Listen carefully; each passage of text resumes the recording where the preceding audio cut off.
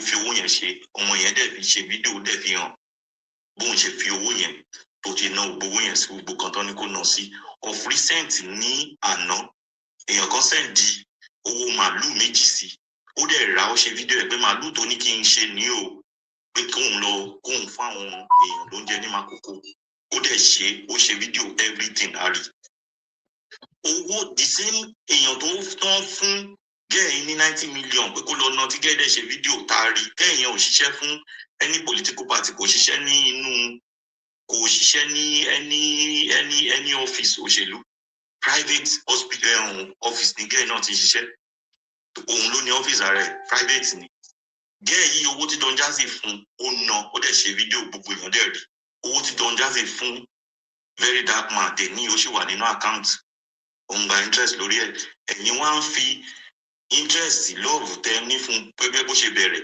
ẹ̀ wá ní kò owó yẹn tó bá ń gba interest lórí ẹ̀ kò kẹ́ anybody ó kàn wá kì í ṣe owó ẹ̀ because ó ti sọ níbẹ̀rẹ̀ wípé òun ò wá láti fi pa owó òun ò dẹ̀ ready àti gbowó lọ́wọ́ anybody tó yín àwọn mẹ́tẹ̀ẹ̀ta tí mo fi wọ́n sìn orí Yomi Hamzat àti gẹ́ẹ̀ ọmọ ìkéré ọmọ yẹn ò tí pé 30 years tó ń fún lówó ọmọ yẹn dẹ̀ fi hàn wá àti very dark man mo wá fẹ́ àwọn mẹ́tẹ̀ẹ̀ta wéra ń sìn yìí kí ni ìyàtọ̀ àwọn mẹ́tẹ̀ẹ̀ta because very dark man lójú tèmi báyìí owó tó ń fún òun kó sínú àkáǹtì òun kó síbẹ̀ òun gba interest àwọn èèyàn láìkì àwọn èèyàn tó láìkì àwọn fún lówó òun gbà ó dẹ̀ lóò ní gbowó so kí ni ìyàtọ̀ ìwà tó ń wù àti ìwà àwọn olóṣèlú bó ṣe wà yẹn ẹ jẹ́ ká ẹ máa wò ó tó ṣe wà yẹn tí very dark man tó bá jẹ gọ́vnọ̀ ó jẹ kánsẹ́lọ̀ ó jẹ president ní ọ̀la ìkan tó máa ṣe yìí ló ti ń ṣe kò ní iṣẹ́ kankan tó fẹ́ ṣe kò ní iṣẹ́ kankan bọ̀ tó máa ní pé kó ṣe iṣẹ́ fún yàn tí ò ní yọ owó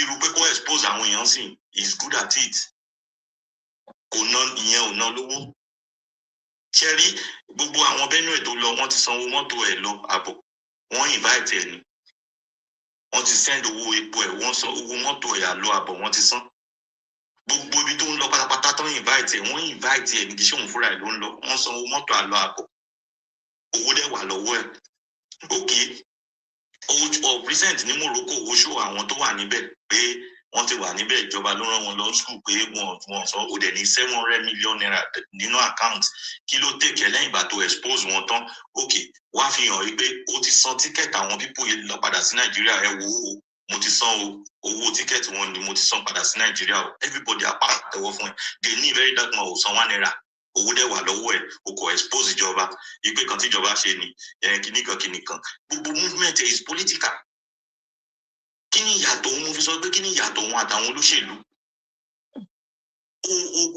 àwọn ọmọ yẹn sì wà ní Morocco yẹn báyìí o very dark man ó ti gbójú kúrò ńbẹ̀ owó dẹ̀ wà lọ́wọ́ ẹ̀ láti ràn wọ́n lọ́wọ́ ó wá lọ sí Ghana ó lọ gbọ́n ẹ bọ́ ò sí Ghana ṣé Ghana ló dá owó tó wà lọ́wọ́ ẹ̀ fún ẹ the only bọ́ọ̀ tó gbẹ́ ìgbà tó bẹ̀rẹ̀ ó gbẹ́ bọ́ọ̀ kan sí mo rò pé jẹ́ ká move on ni o. no ẹ jẹ́ bàbá yẹn ò sọ̀rọ̀ náà bàbá ẹ jẹ́ kí bàbá sọ àbí bàbá báwo bàbá ọ̀rẹ́ pé ọ̀rọ̀ tí bàbá yẹn sọ ni wọ́n fẹ́ sọ̀rọ̀ sí lórí. tó ìkan tó fẹ́ sọ nìyẹn o nípa bẹ́ẹ̀ point mi nípa very dark man nìyẹn o point mi nípa ẹ̀ nìyẹn. ẹ ṣeun gan ni thank you.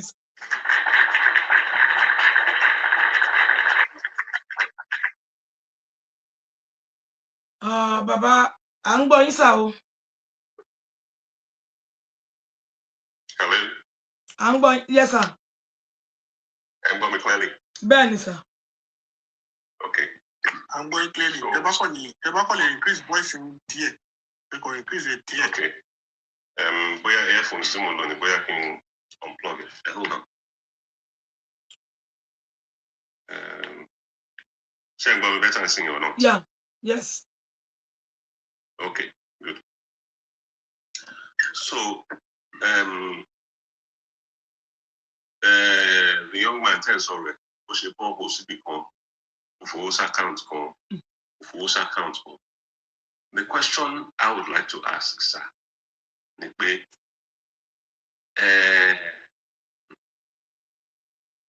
gbogbo nǹkan kí nǹkan tó ọmọkùnrin yẹn ò bá ṣe, and for the record, mi ò personally rí as ẹnìkan tó serious lọ títí àbí ẹnìkan tó yẹ ká lo valuable time láti máa fi sọ ọ̀rọ̀ ẹ̀ lọ títí. Ìdí dẹ̀ ni pé mo rí gẹ́gẹ́ bí distraction, gẹ́gẹ́ bí àwọn agents of distraction táwọn ìjọba set up pé tí ọ̀rọ̀ gidi bá ti délẹ̀ táwọn aráàlú tó bá fẹ́ fojú sí ìgbà yẹn ló máa dá wuyewuye kan lẹ̀ pé ẹ wá wo àwọn kan tuntun ń gbégún bí o, àwọn kan tuntun ń gbé èso ní bí o. Lójú tèmi èmi rí gẹ́gẹ́ bí ara àwọn eégún tí ìjọba fi sí ìpamọ́ tí wọ́n ń lò láti máa fi distract àwọn aráàlú kúrò láti máa gbójú kúrò fún àwọn aráàlú láti lè máa gbójú kúrò lára àwọn àṣemáṣe oríṣiríṣi àwọn ìwà pálapàla tí wọ́n ń wù. Tí nǹkan kan bá ti délẹ̀ ẹ̀kọ́ gbọ́ Ìyábọ̀ Òjó àti ẹnìkan wọ́n ń jà, àwọn bára wọn sùn, wọ́n mọ̀ ìyẹn dẹ̀ ní àwọn generation Nigerians tó wá ń tàn sí ìyẹn lọ́mọ wá gbà attention wọn pátá lé lórí. Wọn ò ní fojú sí àwọn tó ń hùwà tó ń pa wọ́n lára, tó ń affect lives wọn, tó sọ wọ́n di ẹni tó ń wá visa káàkiri, tó ń wá visa lọ sí Uzbekistan, ìlú tá àgbórúkọ ẹ̀ rí, táwọn Nigerians ń wá visa lọ sí Tajikistan. Àwọn tó torí àwọn òṣèlú tó kó gbogbo dúkìá ìlú sọ́wọ́ tó ń kó fáwọn ọmọ wọn tó tún gbé àwọn ọmọ lé àwọn aráàlú lórí. Àwọn tó ń jẹ̀yà gbogbo wà pálapàla yẹn, wọn ò tún ní rántí páwọn ará bíi ló ń fi àjẹ wá. Ọ̀rọ̀ very dark man ló máa tún gbé dání, ọ̀rọ̀ Ìyábọ̀ Òjó ló máa gbé dání, wọ́n gbé yẹn dání. Àwọn eégún olótú wà ń gbòòrò tó tún jó, gbogbo eégún oríṣiríṣi. Ẹ má ṣe mistake, ṣe rí gbogbo àwọn pípù yẹn, iṣẹ́ ìjọba ni oníkálukú wọn ń ṣe. Ẹ má tanra yín. Iṣẹ́ wọn ni pé divert the attention of the public. Wọ́n ti rí Nigerians gẹ́gẹ́ bí òpònú, gẹ́gẹ́ bí òmùgọ̀. Àwọn Nigerians náà dẹ̀ ń hùwà ẹ̀. Wọ́n ń confirm ẹ̀. Pé lóòótọ́ òmùgọ̀ ni wá. Torí pé tó bá ń sọ̀rọ̀ pé Bọ́lá Tinubu yọ 100 billion kan lóṣooṣù kúrò nínú owó government láì appropriate through National Assembly pé àdèmọ́bí tó wò yẹn lọ. Instead of káwọn aráàlú focus lórí ìyẹn, very dark man á bẹ̀rẹ̀ ariwo kan pé àìsí ń gbàm níṣù yẹn, nǹkan tó ń ṣe ní Benue yẹn, nǹkan tó ń ṣe ní Edo State yẹn, nǹkan tó ń ṣe ní Edo State yẹn, kò ń ṣòun asset ring light, asset camera, òun náà á bẹ̀rẹ̀ ariwo. Àwọn Nigerians náà wọ́n á dà lọ bí ẹran. Ọ̀pá tó fi ń da ẹran ní gbogbo àwọn pípín yẹn ṣe ló ń da Nigerians bí ẹran káàkiri. Ẹ lè focus on the really important things. For instance, nísìnyí tá a bá bí anybody lórí platform yìí, ẹ jọ̀ọ́ èló ní national debt Nigeria ṣé ẹnì kankan mọ̀? Èló ní Nigeria jẹ gẹ́gẹ́ bí gbèsè ìlú ṣé anybody mọ̀? Èló ní Lagos State jẹ gẹ́gẹ́ bí gbèsè ṣé anybody mọ̀? Èló ló fi parí blue line light rail tó ṣe, èló ló yẹ kó fi parí, èló ló actually ná tó fi ṣe ṣé anybody mọ̀? Anybody will focus attention. YouTube, anybody will focus attention to Bawon. Nobody is focusing attention. Everybody is too busy running after frivolity. Nigeria get $99 billion. Frivolity. I get to one bullet. Ní Nigerians, ṣebí torí pé mo béèrè lẹ́ṣẹ̀ lọ wá. Tí n bá béèrè question yẹn sìn. You didn't know. Say 99 billion wájú ọmọdé owó. Kí ni GDP Nigeria? Ṣé mo sá? Ṣé lè sọ fún mi right now? 1, 2, 3, 4, 5. Tell me what's Nigeria's GDP? You don't know. You have to go and search. No, I don't have to search for some things. Because you're not anymore. But Nigerian GDP is about carry on searching. Ẹ má jẹ́ kó wà distract bàbá King, please. Ẹ jẹ́ kí wọ́n máa sọ̀rọ̀ wọn lọ. What is the per capita? It's not, sir. It's less than that. Ẹ má jẹ́ kó wà distract now. It's less than that. Èmi náà kọ question mi sílẹ̀ ni. You are too enamored of the quality. People lost things. You are shaking it. You can't get a very dark man. You are very dark man. And so on like that. You there about, but what's the other thing? All those command parameter inside the quality. That's the story of Nigeria. Go in that's how. Ẹ ti kúrò níbi di phone sir. Ṣé ń gbọ́ mi sìn? Bẹ́ẹ̀ ni a ti ń gbọ́ yín báyìí. Ó dà pé mic yóò actually ṣiṣẹ́. No, ó dẹ̀ pẹ́ kúrò ńbẹ̀ ni, ó dẹ̀ pẹ́ kúrò níbi phone. Ó ti wà okay báyìí. Yes, I did. Yeah. Okay. So frivolity. Àwọn ìgbà tí Buhari wọlé tó fi Lai Mohammed jẹ́ Minister for Information. Lai Mohammed sọ ọ̀rọ̀ kan, but àwọn èèyàn ṣàkíyèsí ọ̀rọ̀ yẹn. Ó láwọn máa ṣe masquerade pé every day there will be a new masquerade. Báwọn máa ṣọdún eégún fún Nigerians lójoojúmọ́. Kò dẹ̀ yé Nigerians, kò dẹ̀ ń wò pé ṣé ọ̀rọ̀ yìí máa sọ ọ̀rọ̀ yìí openly? Anybody ò dẹ̀ ní understand nǹkan tó ń sọ. Kò yé anybody. And that was what they did throughout the years of Buhari. Every other day, a new controversy. Every other day, a new controversy. Tẹ́ bá ti fẹ́ fojú sí nǹkan tó ń ṣe, wọ́n tún dá wàhálà kan lẹ́ẹ̀bí kan. Ẹ̀sùn pariwo kan. Kìíní kan ṣẹlẹ̀, wọ́n tún ti pa oyè èèyàn kan bí kan. And that is how a lot of these things get swept right under the carpet, and you keep chasing frivolity.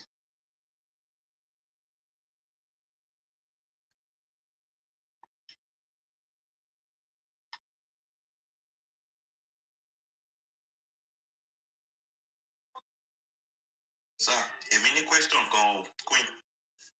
Ṣé wọ́n ti dúró ni? Question kan péré mo kàn fẹ́ bí. Ẹ ní sùúrù. Ṣé wọ́n ti dúró ni? Ibi là wà náà ẹja àlejò níwọ̀n ìdẹ́ kí wọ́n gúnlẹ̀ ọ̀rọ̀ tó fẹ́ bá wa sọ.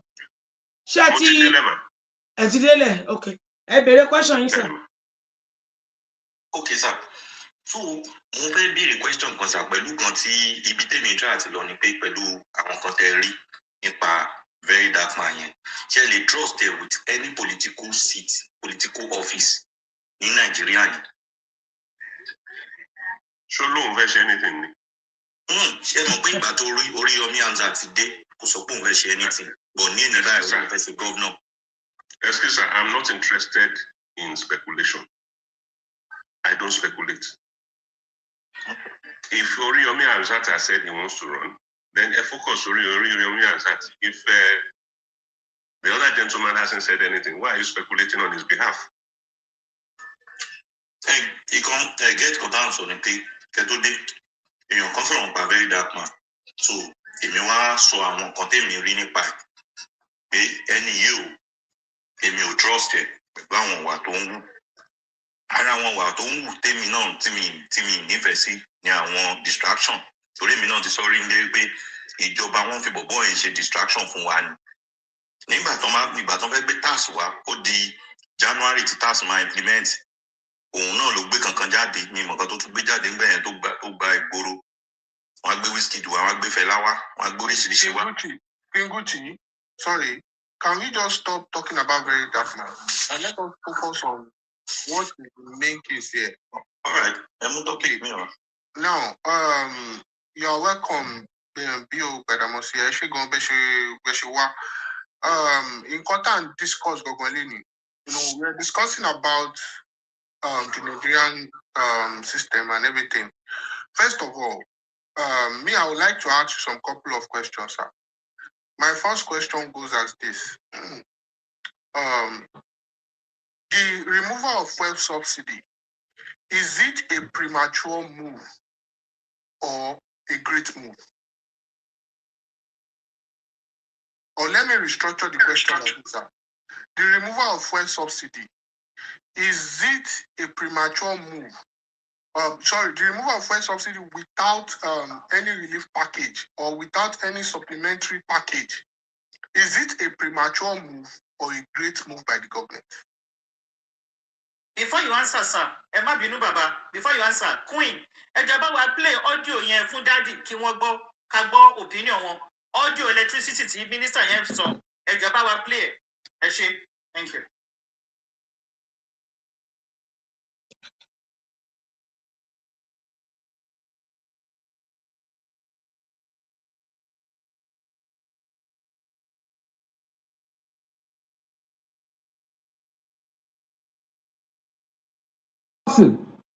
If not for one innocent took time with his auditor to check his transaction with one GT bank, and the guy discovered that the 24 billion had. If not for one innocent took time with his auditor to check his transaction with one GT bank, and the guy discovered that on bitter truth that we also need to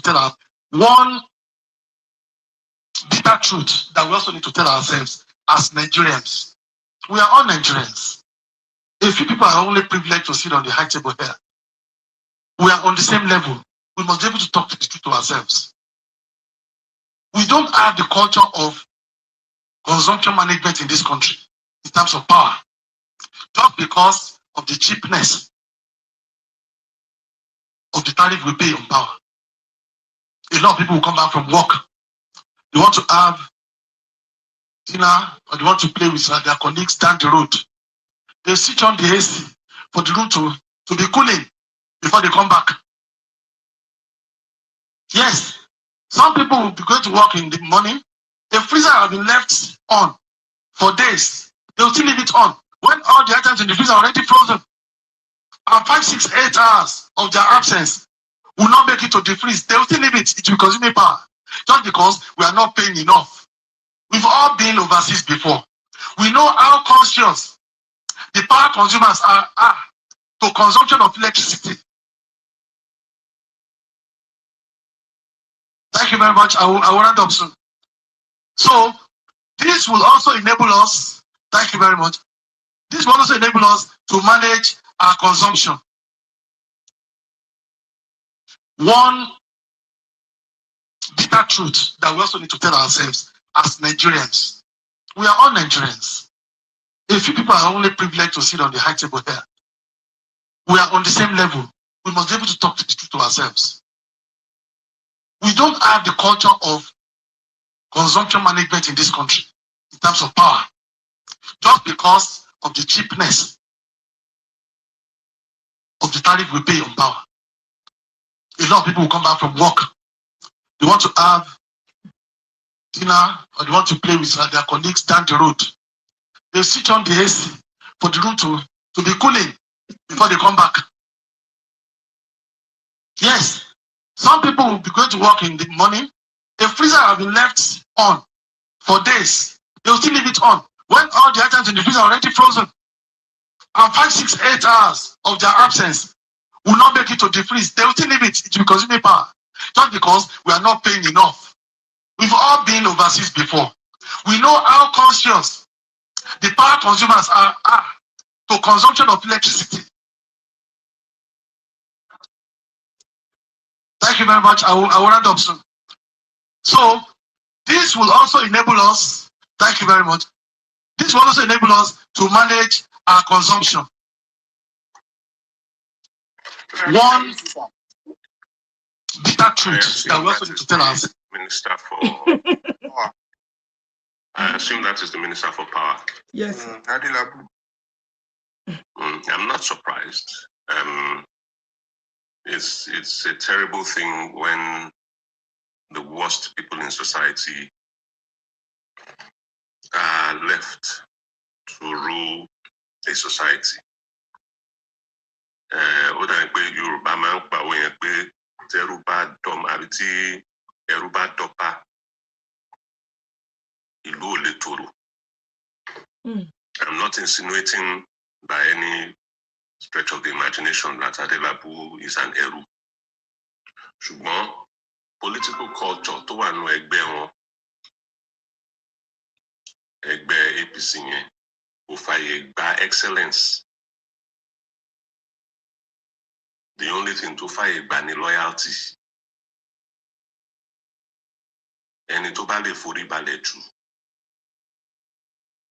ẹni tó bá lè pọ́n ìdí àwọn tó wà above ẹ̀ lájù, literally ohun tó yìnbọn ń pè ní asliking. Ẹni tó bá lè ṣe gbogbo yẹn jù, òun làwọn kà sí ẹni tó competent, not necessarily ẹni tó competent. So nígbà tí ẹni tó wà ní ìlú òpó bẹ́ẹ̀ yẹn tó lè máa lanu gbàgà sọ̀rọ̀ ẹ̀, ṣé kò fi hàn pé kì í ṣe ìbò lọ́dì tó fi débi tó dé?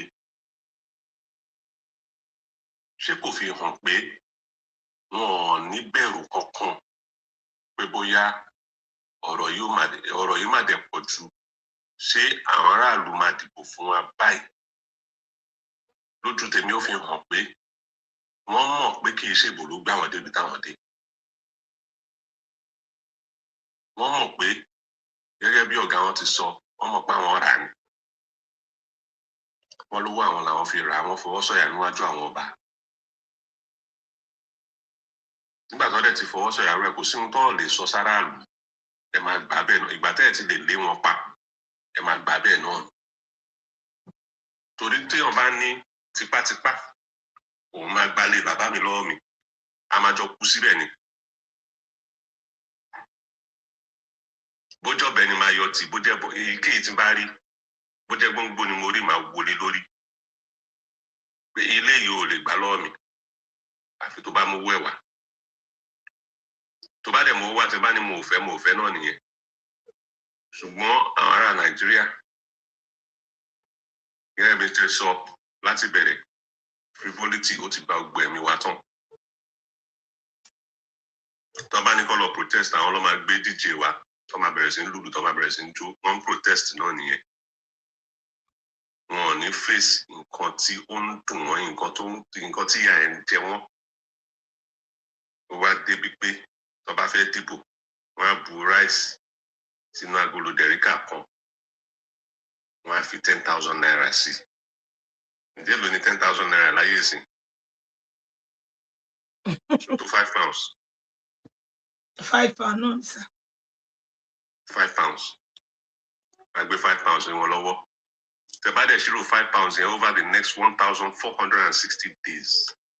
Because ọdún mẹ́rin tó kù sí nìyẹn, 1,460 days. Èló ni 5 pounds bọ́ sí per day.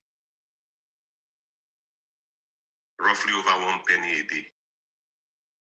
Òun lọ fi ta ọ̀la tiwọn àti tàwọn ọmọ wọn àti tàwọn ọmọ ọmọ wọn. Torí táwọn ará bí bá ti wọlé, nígbà táwọn sọ fún wọn ní 2015 pé ẹ má gbowó fi dìbò, ẹ má gbowó fi dìbò. Nígbà tó bá wọlé, tó bá ṣọdún mẹ́rin, ọmọ wọn tó yìí wá ń school wọn á ti máa groom ẹ̀ sílẹ̀. Tó bá ṣọdún kẹrin sí, ọmọ yẹn á ti jáde. Wọ́n á bẹ̀rẹ̀ sí ń groom ẹ̀ pé ó yá wá lọ ṣe local government yà. Ṣé kò máa ṣẹlẹ̀ báyìí sí? Ṣé àwọn mínísítà ò máa tò láti máa gba Ṣèyí Tinubu lọ́wọ́ tó bá travel tó bá dé? Odindi mínísítà ìjọba Nàìjíríà. Ẹ lè imagine pé when Awolowo was finance minister, Awolowo máa tò sí airport máa gba ọmọ Gowon lọ́wọ́ bí ẹ káàbọ̀ sà, welcome sà. Ibo ni irú ẹ̀ ti ń ṣẹlẹ̀? So mínísítà tó ń sọ pé wọn ò sanwó àbí tó ní wọn tán fíríjì wọn pa. Ẹ jẹ́ ká double tap please, ká lè ṣí ẹ̀ button. Mínísítà tó ní wọn tán fíríjì wọn pa nígbà tó ń lọ ibi iṣẹ́. Ṣé kò fi hàn pé kò ń ṣẹni tí orí ẹ̀ bẹ́ẹ̀ gbé púpọ̀? Tòró lòun gbá abroad tó gbé ṣọ́n pa fíríjì ń bẹ̀. Bóyá Uzbekistan àwọn ìlú tá gbórúkọ ẹ̀rí yẹn, bóyá bẹ́ẹ̀ lórí ẹni abroad tó lọ́n tiẹ̀. àwọn Kazakhstan, àwọn Pakistan, nǹkan kan àwọn ìlú tó lọ nìyẹn tó ti ń pa fíríjì tó bá ti fẹ́ jáde torí pé oúnjẹ yìí máa tutù tó bá dé. Ọ̀rọ̀ rírùn àwọn tó ń tariff tuntun tó gbé wá ń sìn ẹnìkan mo rí tẹ́nìkan ń kọ síbẹ̀ pé Nigerian band A is more expensive than UK tariff. Àwọn tó wà lórí band A yẹn wọ́n nínà. Confirm. Wọ́n nínà. Bẹ́ẹ̀ni. Estate Tinubu fúnra rẹ̀ estate tiẹ̀ tó fi owó Lagos State tó jí tó fi kọ́ Royal Gardens Estate tó wà lájà wọn kì í ní nọ́mbẹ̀. Wọ́n sign up fún band A nípa fún wọn ní special line priority line náà ń pè. Ojoojúmọ́ ló ń ṣe meeting òyìnbó lọ́kàn sọ́nbẹ̀ wọn níná. Royal Gardens Estate ẹ bá mú anybody tó ń gbé bẹ́ẹ̀ lọ.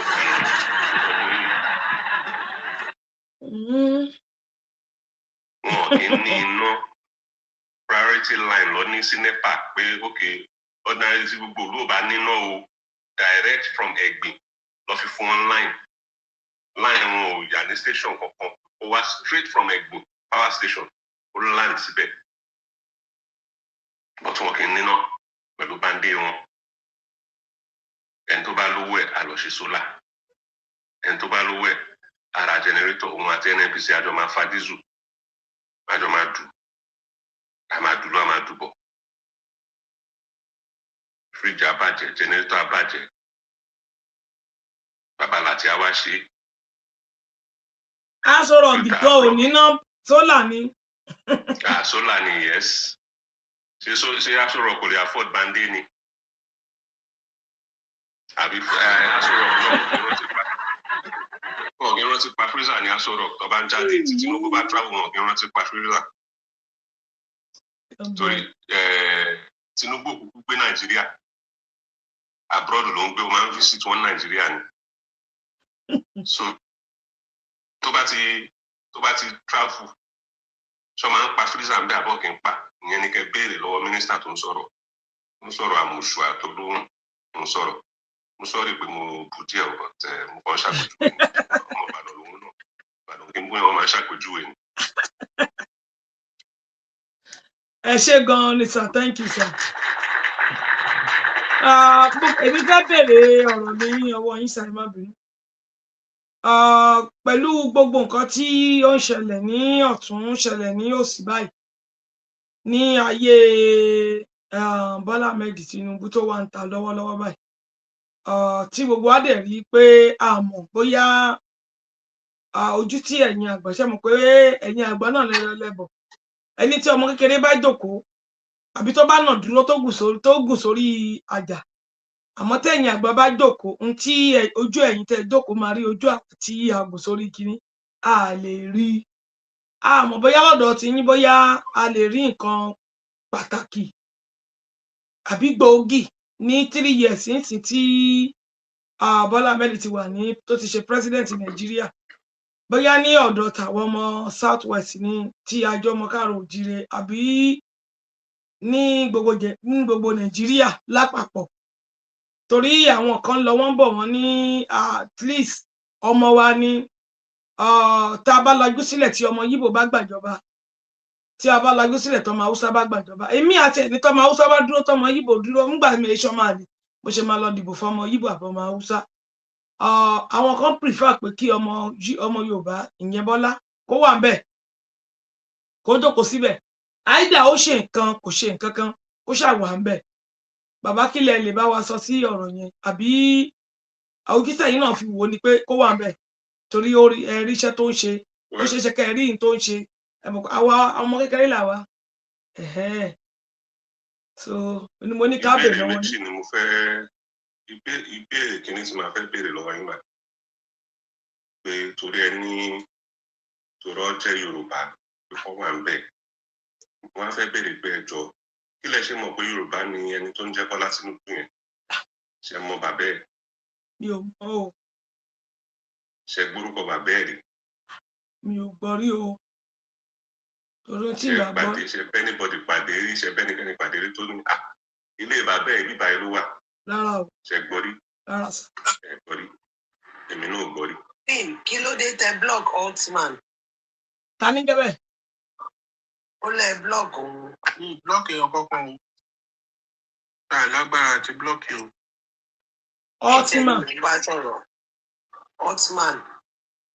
Ultima. Bóyá ó ń bèbú máa wo blocking list. Ṣe mọ̀ pé wọ́n máa òun náà máa ń pè ní IPOB member ọmọ Yorùbá ni. Mi mọ̀ máa wò ẹ bá ń korúkọ yẹn jáde so kí n wò ní block list tá a ṣe ń sọ̀rọ̀ lọ so ká má divert ọ̀rọ̀ tá à ń sọ so bàbá à ń gbọ́ yín sà. so ìyẹn ìkíní ṣé Yorùbá ni tẹ bá ti confam pé Yorùbá ni ó wá kù kejì ìkejì ni pé ohun tá a bá láyé nílẹ̀ Yorùbá ohun tá a bá lọ́wọ́ àwọn bàbá tó bí wa ni pé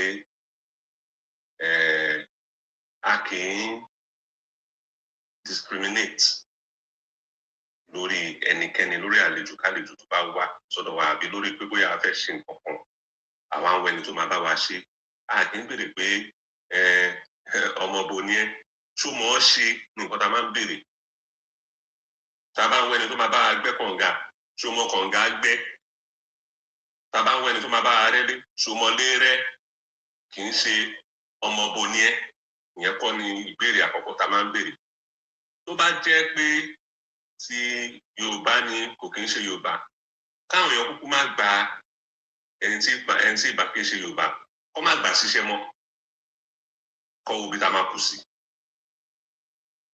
kọ́ má báǹkì lọ́dọ̀ àwọn Ìgbò mọ́ kọ́ má tí tó bá lọ sí hospital tó bá jẹ́ Ìgbò ló fẹ́ treat wọn kọ́ má jẹ́ kó treat àwọn kọ́ dúró de Yorùbá doctor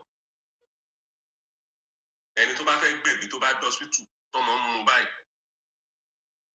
tó bá débẹ̀ tó bá rí kò sórúkọ tó ń débẹ̀ ní block list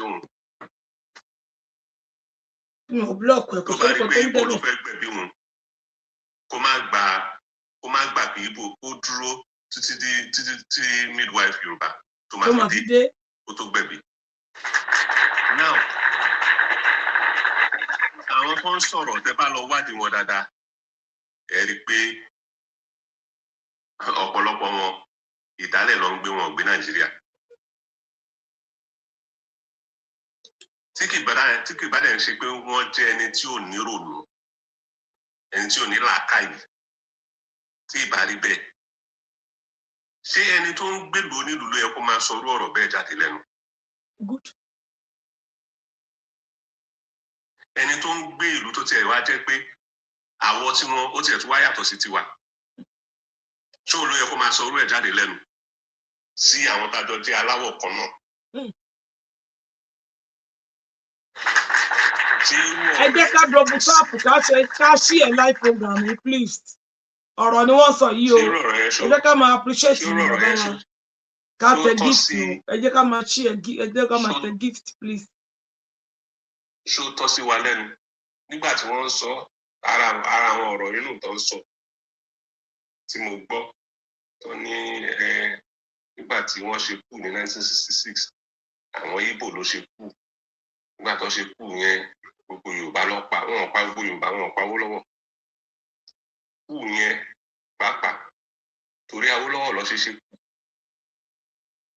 àwọn tó ṣe kú wọ́n ti ṣèwé lóríṣiríṣi tí gbogbo wọn sọ pé Awólọ́wọ̀ tó ti mẹ́wọ̀n làwọn torí ẹ̀ ṣe kú pé àwọn fẹ́ yọ bàbá jáde àwọn ti rí pé bàbá yìí ó mọṣẹ́ òun dẹ̀ ló lè gbà wá wọ́n ṣe kú wọ́n fẹ́ mú Awólọ́wọ̀ jáde lẹ́wọ̀n pé kó wá continue láti máa rule kó wá bẹ̀rẹ̀ sí rule Nàìjíríà torí nǹkan tó ṣe kú nìyẹn àwọn tó dẹ̀ ṣe kú Yorùbá wà nínú wọn lóòótọ́ Ìgbò wà nínú wọn Haúsá wà nínú wọn Middle Belt wà nínú wọn Bẹ́ndẹ̀ wà nínú wọn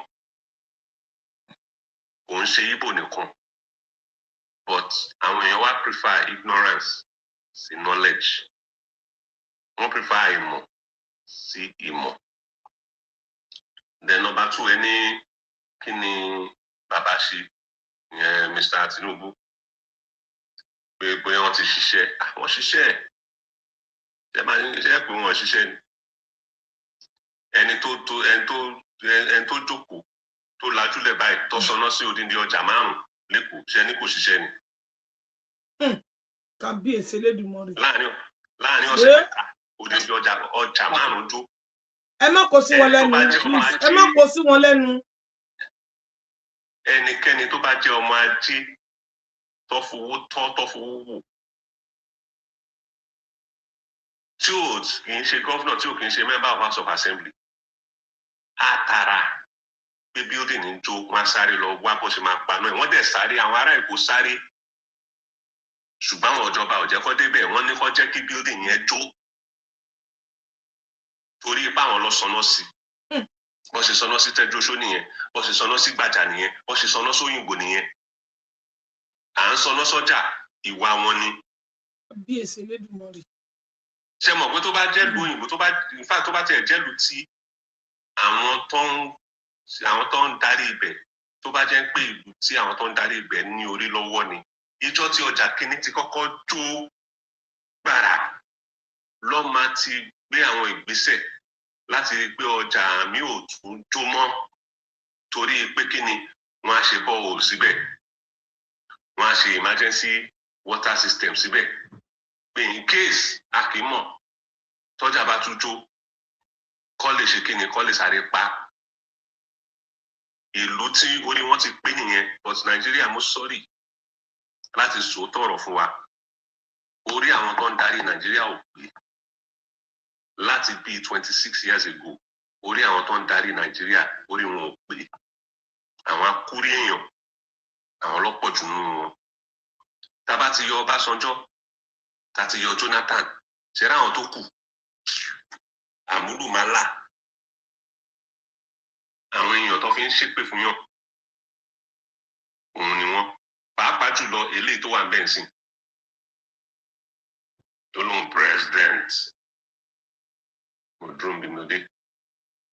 ẹ ṣe gan-an ní sà.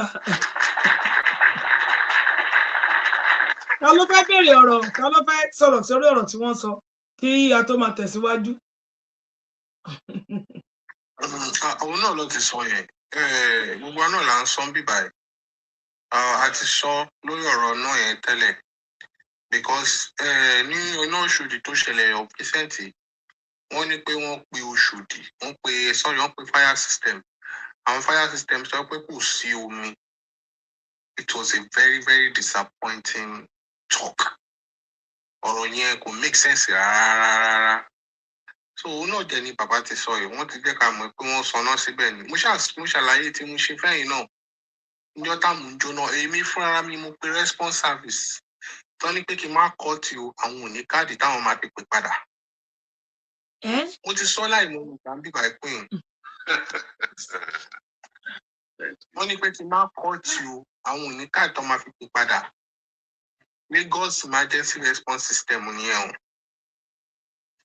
ìwòye bọ́jẹ̀tì tí wọ́n kó sórí tech kí wọ́n má lè sọ pé wọ́n máa sọ fún mi pé kí n má cut àwọn máa pè padà so bàbá ti sọ a lot lórí ọ̀rọ̀ yẹn ẹni tó bá tún ní nǹkan mi tó fẹ́ sọ lè tẹ̀ka sí.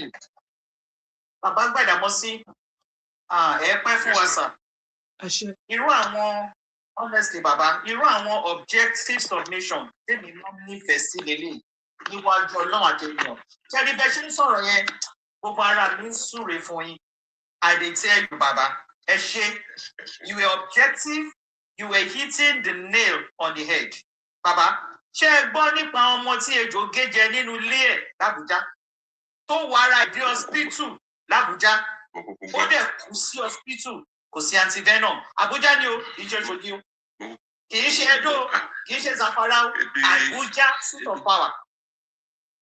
Ebi president yín tí ó bá sín tí president bá sín ṣóun náà dúró s'Àbújá ni.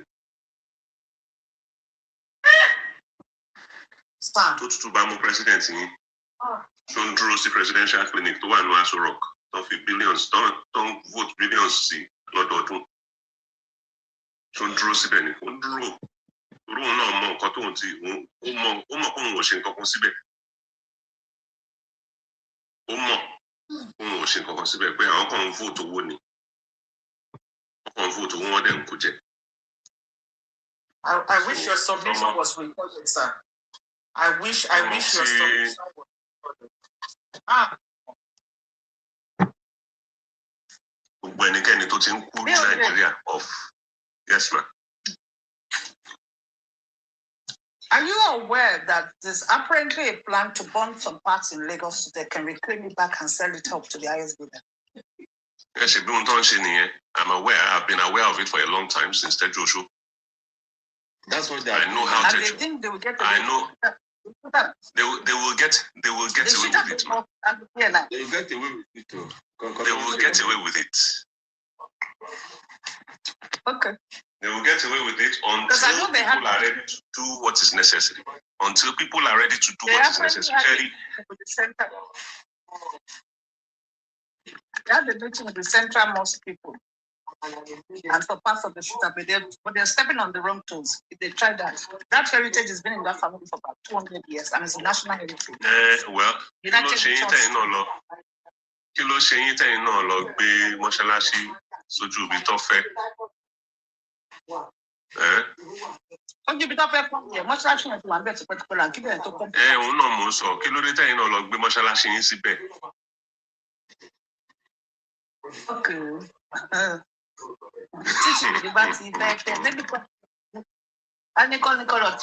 It's not me, but I just think it's I said something on the platform a few days ago. And I said, because you're putting charlatans, because I know the motive has been that the dumb ass that is there refuse to appoint heads of families because they've been requesting for money to the back door. And somebody took umbrage to the fact that I said charlatans because somebody is an architect, one is a prepared permanent secretary. I said, no matter how educated you are, it doesn't stop you being a charlatan, your utterances and your attitude.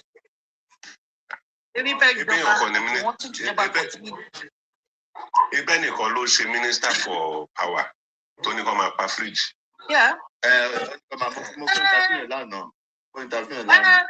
Ó ti sọ yẹn ti pẹ́ kò ẹ̀ṣẹ̀ ṣe wọ́n tẹ̀ ń tọ́ síta ni ó ti sọ yẹn ti pẹ́ náà ló fi ní kó tó kó lè sọ̀rọ̀. But the problem I think Nigeria has that we have too much of a reverence culture. We revert people because of people jáde la. Excuse me, Ejo, mo fẹ́ correct ohun tẹ̀sán yẹn. Ẹ̀jọ̀ àwọn olótún lùdú.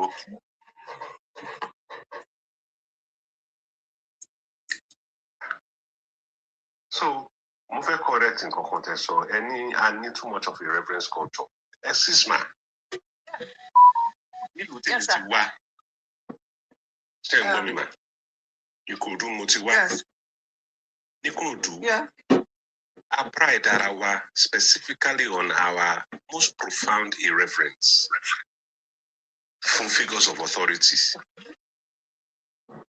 And it is a culturally rooted irreverence.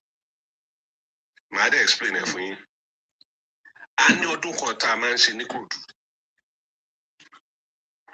We're doing any or do my book.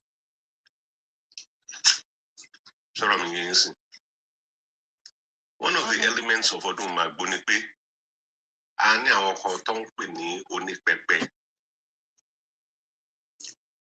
Àwọn olórin wọ́rọ̀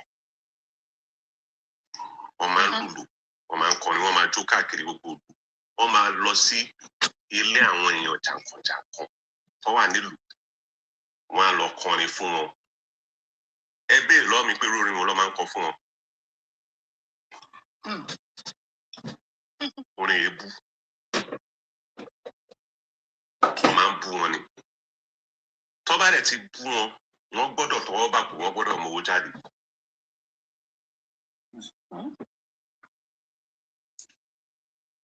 Ṣé ń gbọ́rọ̀ mi? Bẹ́ẹ̀ni. Ṣé ẹ ti gbórúkọ Adénúrògùn Sọ́yà rí? Of course. Ẹ ti gbọ́ rí. Ẹ mọ̀ pé èèyàn jàǹkànjàǹkàn ni nígbà yẹn. I know Sisi Deyanrede, I know the family. So, nígbà tí bàbá wà láyé wọ́n pe bàbá kan ní Músé àgbà òun ni olórí àwọn oníwọ́rọ̀ ńgbà yẹn ó lọ kọrin fún Adénúrògùn Sọ́yà Adéníran Ògúnsànyà o Adéníran Ògúnsànyà o olórí wo kẹrẹjì bíi ìtọ̀ pọ̀n dípọ̀n ṣé wọ́n kì í ní àbí kí ni ṣùgbọ́n kò ní choice kò tọwọ́ bá kò fún wọn lówó kì í ṣe sarcasm èébú ni outright èébú wọ́n máa ń bú wọn ni. So ohun tí mo try láti sọ fún yín ni pé culture tàwa kò fàyè gba on-hand reverence. Kí ni ṣe tó fi jẹ́ pé Yorùbá ní culture pé ká ṣí igbá fún ọba tí ò ṣe dáadáa sílùú.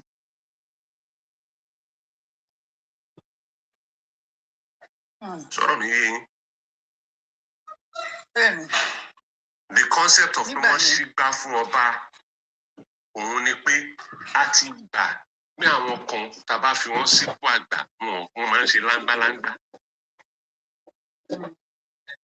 Tó bá dẹ̀ ti ń ṣe láńgbáláńgbá correction system ti wà in place láti fi yanjú náà ohun tí àwọn charlatans tó wà bẹ́ẹ̀ sìn tó ń try láti rewrite nìyẹn tó fi ń emphasize culture of reverence. Our reverence is conditional, man.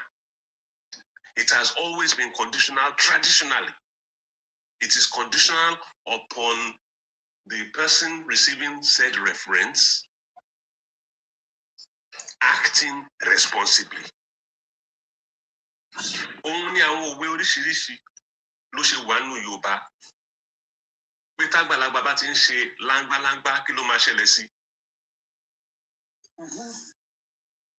Òun ló ṣe máa ń sọ nírú àwọn òwe bíi àgbà ò kọ́gbọ́n ló ṣe wà nínú Yorùbá. Torí pé culture wa kò accept on-hand reverence.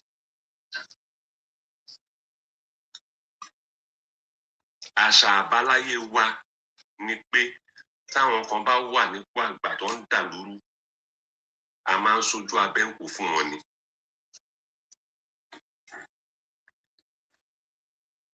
Culture wa nìyẹn. Ohun táwọn ilé wa try láti ṣe, wọ́n try láti supplant. Wọ́n ń pè yẹn lẹ́rìí fín. Kì í ṣàrífín o. Thank you, sir. Kì í ṣàrífín o. Pẹ̀lú tìdọ̀bálẹ̀ la máa bú wọn.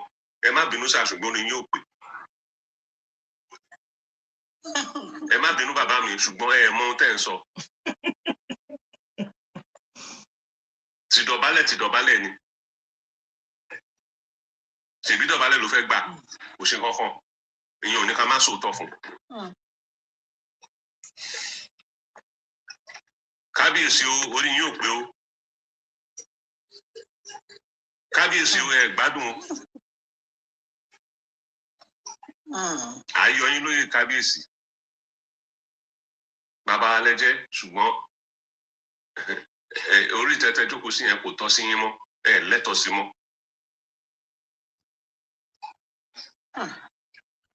Tọ̀wọ̀tọ̀wọ̀ la máa sọ fún wọn. Pé jákujàku lẹ̀ ń ṣe. Àdẹ̀fẹ́ yín bẹ̀ mọ́. Ṣèbí respect ló fẹ́, á fún wọn respect. Ìyẹn wá túmọ̀ sí pé káwá fàyè gbà wọ́n kọ́ máa ṣe bàṣàbàṣà rádaràda rédèrèdè. Kọ́ sọ̀lù dáwóró torí pé mo fẹ́ dógún, mo fẹ́ dọ́gbọ̀n. Mo fẹ́ go Rolls Royce lórí títì tẹ́ ẹ̀ ṣe. Ẹ ṣọ̀nà ẹ dẹ̀ fẹ́ go Rolls Royce. Ẹni tó wà lórí ọ̀kadà ó sàn jù yín lọ, ó gbádùn ayé ẹ̀ jù yín lọ.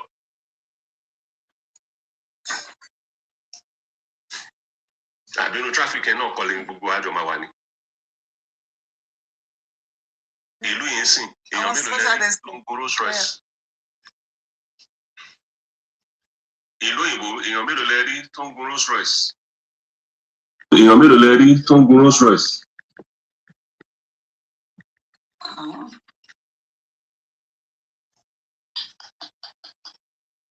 Torí kò nítumọ̀. Wọ́n gun SUV ní London, wọ́n gun SUV ní Manchester, kò nítumọ̀ torí kí lẹ fẹ́ fi ṣe, iṣẹ́ wo ló fẹ́ ṣe. Tẹ̀bá dé kò sìn, every other car is an SUV. Why? Torí ó kan dandan ni. Torí tó bá gun SUV, ìyá máa jẹ gbogbo silencer ló máa jábọ́ sójú títì. nígbà tí ó dá.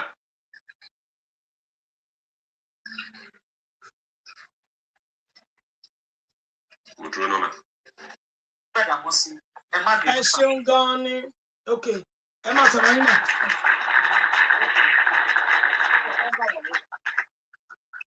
Ẹ má bínú sá.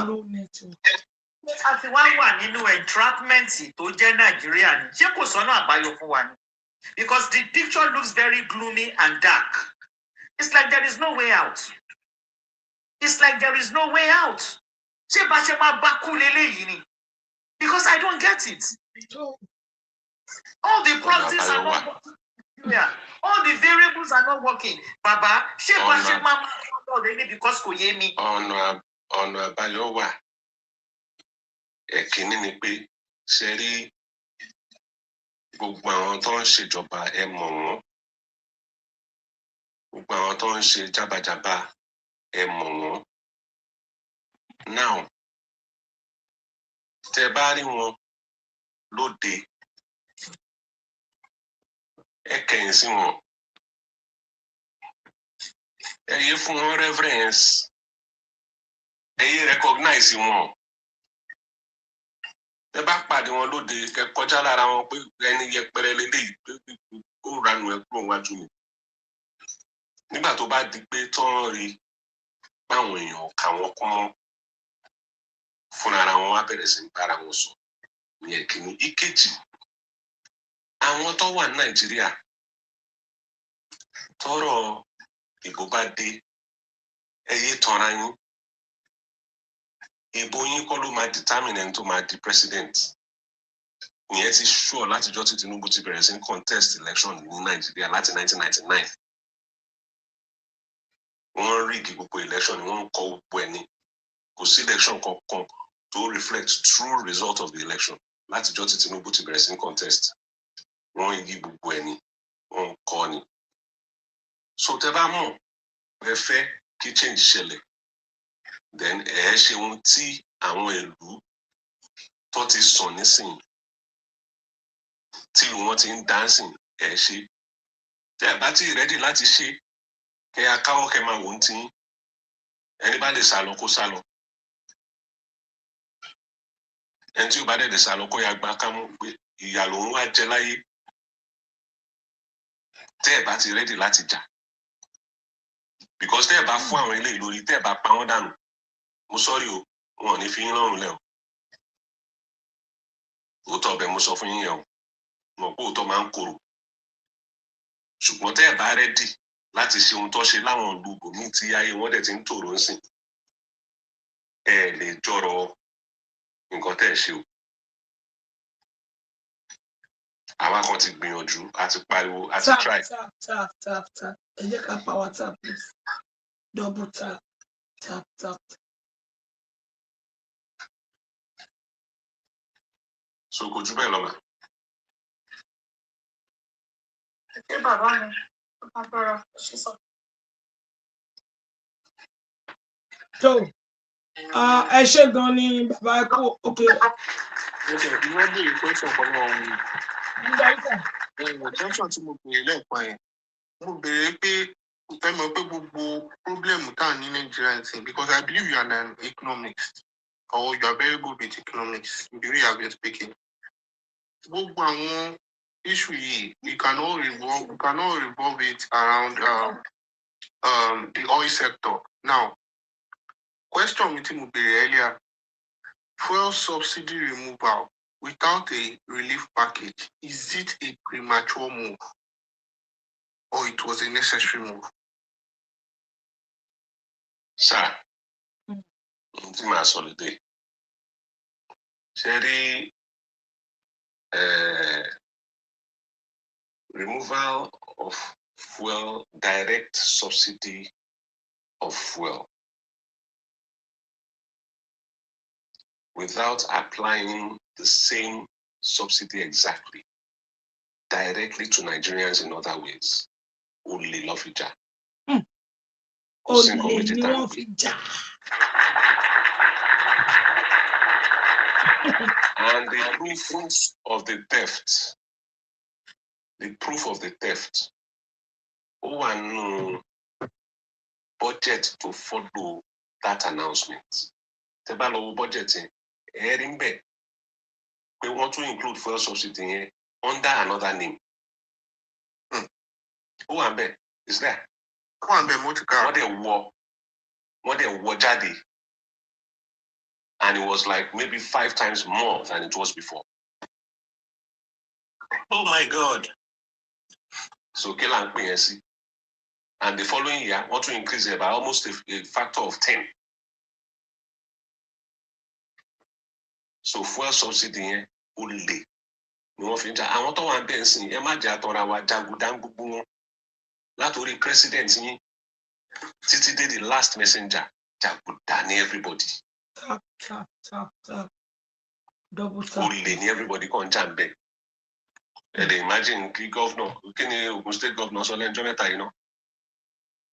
Dàpọ̀ Abíọ́dún. Àwọn tó ń criticize ẹ̀ ló sọ ń pa wọn. Ó ní kó máa gbó ọmọ àpè. Ó ní kó máa gbó bí ajá ní their dogs. What do you expect? Tó ló mọ̀ pé òun ò win it. No, kì í ṣe torí ìyẹn mà. Ó refine ìbò ń tepo, ìbò ò ní heading oil. Ó refine. Ṣùgbọ́n ìdí tó fi lè sọ bẹ́ẹ̀ ni pé ó mọ̀ pé kì í ṣe ìbò anybody ló gbé òun débẹ̀. Ó mọ̀ pé òun rà ní ra INEC ọlọ́pàá. Ó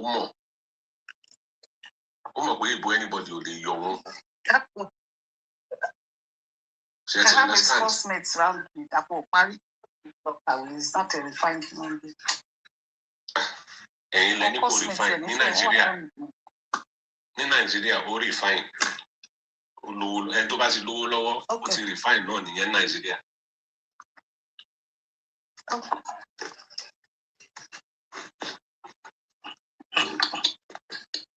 Owó la fi ń ṣe refinement ní Nàìjíríà. Yes, I need to ask you a question. I need to ask you a question. Please. There's some hidden rumors about the attachment or would you say a group around Abacha in his lifetime, which includes this person that's just been mentioned, includes the president and some few others, including the Shagoris. Do you not see a link as to where they have the I don't care attitude? Because I suspect there were moles in the Afenifere and the Nedeko bunch. And Tinubu was a mole. Tinubu was a mole. For a fact. I was in Nadeko. Tinubu Fenware saw. Tinubu Fenware whole line ware by. I was there for 1995 Nadeko Forum meeting. In London Institute of Computer Studies, owned by Kole Filan in Clapham North. One day, I was in the room. Tinubu was sat next to me. I nominated all the ministers of Abacha. If I want to be a minister today, I will return to Nigeria and join Abacha.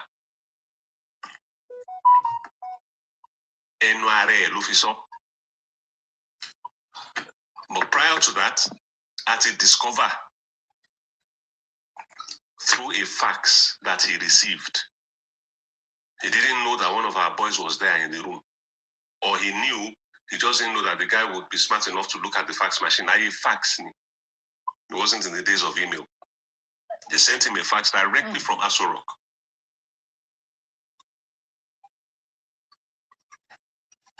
In his house in the West End. A flat in the West End. Devonshire Mills. Flats somewhere in that good street in Concord, that at Busha. It was in Devonshire Mills. So, my dear sister, there's no doubt in my mind that he was working for Abacha, and his associations since he has returned to power show very clearly. I mean, from the first day he became governor, he claimed that he was setting up a board of inquiry, a commission of inquiry into the sales of Eco Hotel shares to the Shaguris by Abacha. We had the start of the inquiry, but we never had the end. And all we just saw was that both him and the Shaguris were going back and forth. Hotel here. If you wanted to do anything in a hotel, you told the governor, as he then was, and he will simply call the Shaguris. And because what I now understood was that he used some front companies to buy back some of those shares. And they've been in business together since. Eco Atlantic, if you go and trace the money that became Eco Atlantic, you will find Nigerian federal government ecological funds entwined in there somewhere that Obasanjo released to Lagos State government for the protection of the beachfront. It somehow ended up as a Shaguri investment in the shoreline. Atiku Bagudu ended up as a minister. Atiku Bagudu ended up as a minister in Tinubu's government. Abi, is he not a minister there now? Was he not Abacha's bad man? James Iburi was accused severally of being the person behind the assassination of Alfred Rwani during Abacha's time. Him and Tinubu put state funds into EcoNet Wireless. The same reason why Ibori was jailed in the UK. But Tinubu wasn't touched. And you have to ask yourself, what role is the British government and the American government playing? What role did they play in the rise of Bola Tinubu as a person, politically? And what job was he doing for them? And if you go to the WikiLeaks files, you will see what role exactly Tinubu was playing for the Americans, for the British, and for the French.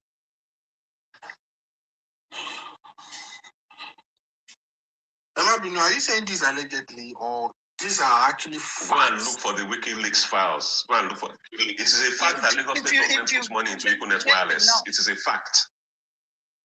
It is a fact that Lagos State government puts money into EcoNet Wireless. And Aaron, which we never recovered back. The 12 billion was paid to him. Aaron. Sorry, sir. I've been always saying it on this platform that Tinubu, we all know that he's dirty. He's very, very dirty. We all know that. But we're always saying this for a fact that Tinubu is a corny human being and he's somebody that is, he knows how to play his games. And he has been playing these games right from the times of the Abiolans. Wait, sir. Sorry, sir. I'm sorry that you characterize it as games. It's not games when it involves the lives of actual, real human beings. It's no more games at that point. So please don't call it games. Call it treachery. That's what it is. They don't see us. They don't see us as human beings. And I've said... It's not games. It's treachery. I don't think politics... Ẹ̀yin tẹ́ bá fẹ́ bèrè ọ̀rọ̀ ní comment section. Ẹ jẹ́ kí n mọ̀ kẹ́ ẹ ṣe àì kí n gbé yín sókè. Ẹ̀yin tẹ́ bá wà ní comment section tẹ́ bá fẹ́ bèrè question. Ẹ sọ pé àì kí n gbé yín sí òkè. ADC, I don't think it's going to solve our problem. I think we need a total clean out of a stable. Yes, absolutely. A total clean out of the stable up to the second generation. Come close. The only person in the whole equation that I can see that might make a difference is Peter Obi. Besides that one, I don't see anybody else, to be honest with you. Besides Peter Obi, the rest of them are just... Did you notice that the NSAS, the result of the NSAS, what happened at that gate when people were suddenly planted because of this generation's penchant for being extroverts, wanting to show off we've achieved something. They were planted into that system the moment the sudden shock of NSAS happened. And some of them were the ones who were now coronated at the last coronation in Lagos. Some of them went there to party. The likes of Akishi, suddenly emerged among the boys, partying and giving them money, and noting who they were going to shoot amongst them. Nigerians stop being deep thinkers. That's what I became aware of. We stopped being deep thinkers. The generation we gave back to, who are the ones who will lead this movement? My dear sister, they worked at it. They worked to make sure that Nigerians became frivolous people. When you destroy the educational system that had been in place for more than 3 decades in Lagos State, when you destroy it completely, okay, and dump down the education system, anybody, Toba was secondary, Toba was even primary school in 1999, so she's 6 years. What is she 6 years of Tinubu? Who was secondary school? Or she another 2 years, or she 2 further years of Tinubu. Right? Or 4 years in secondary school. Or she 4 years in secondary school. What is she 4 years of Fashola? While they are steadily, actively, and deliberately eroding the educational system bit by bit, just chipping away at it in a way that you don't even notice if you are not paying attention. Okay? So Fashola does another 4 years.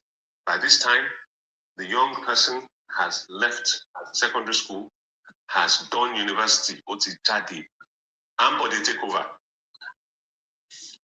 The erosion continues. Ambode does 4 years. Now, our young man has graduated from university. He doesn't have a job. Ambode recruits him as a LASMA officer, even though he has an economics degree from Lagos State University, because that's the only available job. And then, of course, he has to register as an APC member to be able to keep that job.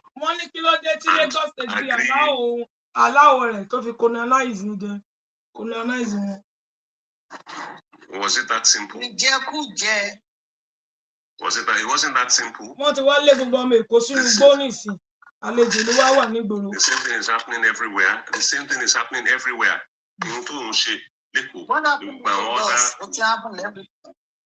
Yes, the same thing. Tinubu will provide blueprints for everybody.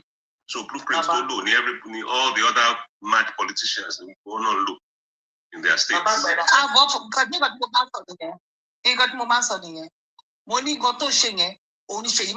Follow near your state. Only to be follow local states. Exactly the same. The only state that's especially for the time being is Osun State. Osun State, because modernity official. But the previous followed it.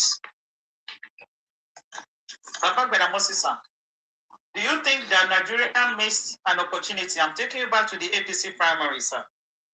When there was a choice within the party to choose someone learned that has a background that could be checked. Are you talking about Oshibadu? Yes, sir. They'll kill him. Let's keep it brief and let's go straight to the point. Yes, they missed an opportunity. The opportunity was never actually there, let's be frank.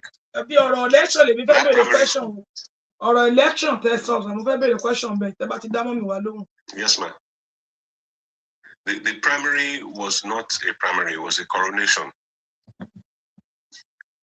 And, you know, even Buhari, well, the alleged Buhari was just there as a prop. There wasn't a primary, it was just a coronation. And if you watch the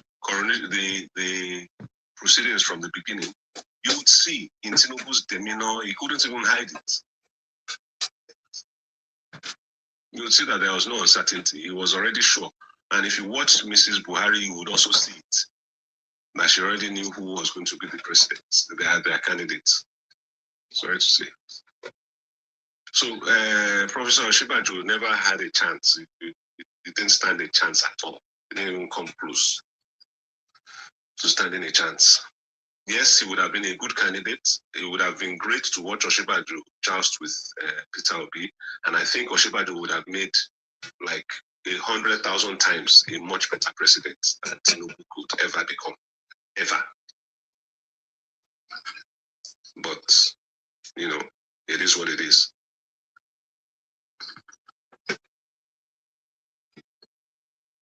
Thank you, sir. You nailed it. Thank you, sir. Wait, you have the floor. Thank you, Daddy. What? I don't know.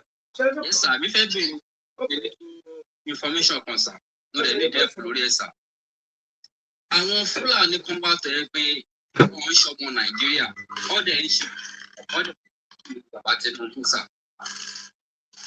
Wọ́n ṣe kí ni, sir? Wọ́n ń ṣe kú. Ẹgbọ́n wọn ṣe tán àti fẹ́ gbàjọba lọ́wọ́ bàbá Tinubu, sir. Títí ìjọba yẹn bá wá bọ́ sí lọ́wọ́ wọn tó bẹ́yà báwọn ṣe ń ṣe kú yẹn báwọn fẹ́ gbàjọba lọ́wọ́ Tinubu yẹn, sir. Tọ́lẹ̀ kí n ṣọmọ Nàìjíríà. Ṣé tó bá bọ́ sí ilé kí lábẹ́ pé wọn kì í ṣọmọ Nàìjíríà, sir, mo kò fẹ́ béèrè. Jáde sir, mi ò rí pé àwọn tó ń ṣe kú yẹn, sir, mi ò rí pé àwọn ọmọ kò ń ṣe àwọn ṣe Fúlàní. Ta ló sọ bẹ́ẹ̀ fún mi, sir? Ṣé àwọn Nàìjíríà ló ń ṣe kú ni, sir? Má bínú, sir, mi ò mọ̀ náà, mo jẹ́ pé mò ń wọ̀ ọ́ rí. Èmi ò ní information kankan ju information tó wà ní public space lọ. Mo dẹ̀ rí ọmọ Niger State, mo rí ọmọ Borno State, mo rí ọmọ Kano nǹkan kan, so I don't know. Jáde sir, pé èmi ò rí pé àwọn tó ń ṣe kú yẹn, sir.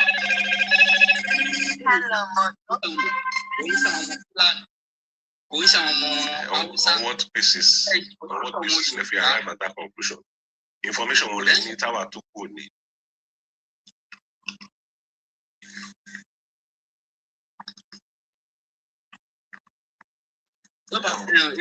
Irú kú yẹn, sir, tó bá ṣẹlẹ̀ kó bí ọgbà kú yẹn, àwọn làwọn bíbẹ̀ yẹn fẹ́ ṣe kú lè lórí. Ṣé lórí àwọn ọmọ Yorùbá nítorí pé àwọn tó ń ṣe kú yẹn kò sọ́mọ Yorùbá níbẹ̀, kò sọ́mọ Yíbò níbẹ̀. Àwọn lè máa bí, sir, èmi ò mọ̀ ń pa kú, àwọn lè máa bí. Sir, ẹ má bínú o. I did not participate. No, participate in wọn, so I don't know what their plan was. Yeah, it's certain inside. I'm looking to ask that question, sir. Nítorí Nàìjíríà now, it was too shaking for everybody, sir. Mo fẹ́ èmi fẹ́ béèrè ọ̀rọ̀ kan ní ọwọ́ bàbá wa. Nípa incoming election 2027 election. So, bàbá bó ojú wo lẹ fi wò ó pé àfàìmọ̀ kí wọ́n má rígi ìbò tó ń bọ̀ incoming election? No, the next election, if Nigerians are serious, they will prepare for a war. It's not an election. Torí àwọn tó wà níjọba, wọ́n mọ̀ pé àwọn ò ṣe dáadáa. Wọ́n dẹ̀ ń tẹnumọ́ fún yín pé àwọn làwọn máa win election. Ṣéyìn ò túmọ̀ sí pé wọ́n fẹ́ dúró síbẹ̀ ní tipátìkù. So tẹ́ bá mọ̀ pé fẹ́ change ìjọba, ẹ̀yin náà á ṣe kí ni, ẹ̀ múra ogun ni. You are not going to an election, you are going to a war. Wọ́n dẹ̀ ti fi hàn yín ní 2023. Wọ́n ti fi hàn yín ní 2023 ń tọ́ wà prepared láti ṣe to retain power. Wọ́n ti fi hàn yín. 28 people were killed in Lagos F1 during the election and after the election. 5 people were maimed for life in that election. So tẹ́ bá ní ẹ kàn máa lọ sí polling unit, ẹ kàn máa lọ tẹ̀ka, then you are all fools. I'm sorry. And turn ayé ni. Is anybody tó ń tàn yín? Ṣé tí bá a ṣe mú election, ṣé ìjọba Amẹ́ríkà ò lè bá wa dá sí ni tẹ́lẹ̀ṣọ̀n bá dé? Kí ló kan Amẹ́ríkà kan wá ohun tó máa jẹ ni. Tó bá ń wá ohun tó máa jẹ kò ṣe nǹkan tí mo sọ ni pé fún bí àtìyàn bá rẹ̀ ti petition ti Amẹ́ríkà president yìí sì pé nǹkan báyìí ló máa ń ṣẹlẹ̀ níbi wa, a lè fẹ́ fìbò wa sọ̀rọ̀. Excuse me, tí ò bá ti affect national interest America, tí America bá gbà pé national interest àwọn ò wà threatened, wọn ò ní dáyé lóhùn. National interest wọn ló máa ń wò, oníkálukú máa ń wo national interest ẹ̀ ni. Òun mo ṣe pariwo nígbà tí Donald Trump sọ pé òun bọ̀ à bomb. Tẹ́ ẹ̀ bá Nàìjíríà tẹ́ ẹ̀ bá dìde láti yanjú ọ̀rọ̀ àwọn Fúlàní wọ̀nyí. Òun bọ̀ wá ju àkàrà sà lórí TikTok. Ń bọ̀ wá ju àkàrà olóró. TikTok wà náà ká dárúkọ nǹkan tẹ́ pé yẹn. Ó yé mi. Wọ́n máa flag wa. Tí Donald Trump bá ní òun bọ̀ à ń yanjú ọ̀rọ̀. Ẹ kúkú rí ohun tó ṣe ní Ukraine. Pé nígbà tó bá wọn yanjú ọ̀rọ̀, ó ti kọ́kọ́ jókòó, ó ti kọ́kọ́ tọwọ́ bọ̀wé náà. Ní oyè kan lòun máa gbà. Ẹ jẹ́ bá wa mú tùmọ̀ mi.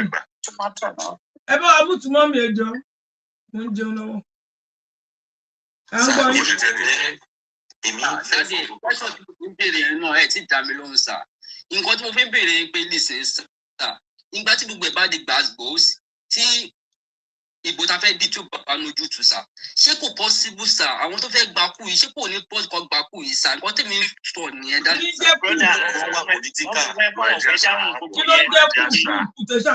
I am not interested in wọ́n ṣe kú wọ́n ṣe kú ẹni tó fi àwọn officers sí ipò tó fi wọ́n sí òun ló mọ ohun tó rí nínú ọbẹ̀ tó fi warú ọwọ́ tó fi gbé wọn bẹ̀. tó bá dẹ̀ lóhùn òfẹ́ wọn bẹ̀ mọ́ kí ló tẹ̀ pè mí pẹ̀lú gbogbo yẹn. àwọn yẹn gan parọ́ mọ́ra wọn gan fi yọra wọn ní kínní ni ẹ wo ẹja sọ̀rọ̀ tó ọ̀rọ̀ dáàdì mo ti ẹ̀ ń gbádùn yín ẹ wo sàbọ̀ ó ní kankan tí mò ń wò sà pẹ̀lú bí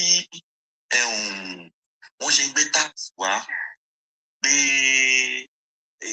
iná gbogbo ẹ̀ bá dé wọ́n ṣàn generate owó bó yẹ kán ti increase salary àwọn òṣìṣẹ́. wọn ò lè increase salary àwọn òṣìṣẹ́ ṣe bí ohun téèyàn bá mọ̀ ló máa ṣe ohun téèyàn bá ti ń ṣe tẹ́lẹ̀ náà ló máa ṣe náà. Tinubu nígbà tó dẹ́kun tó lóun ń ṣe gọ́vnà ó lóun ń ṣe kílọ̀pù IGR internally generated revenue àwọn workers dey protest wọn láwọn fẹ́ salary increase ó dẹ̀ sáàkì wọn oníkọ́ lù wọ́n síta ó dẹ̀ sáàkì gbogbo wọn. wọ́n lù wọ́n. Yes now wọ́n lù wọ́n fẹ́ fọ́ wọn lórí. One of my friends mo ti gbàgbé orúkọ bàbá yẹn sìn union man ni. àti wọ́n wá chance.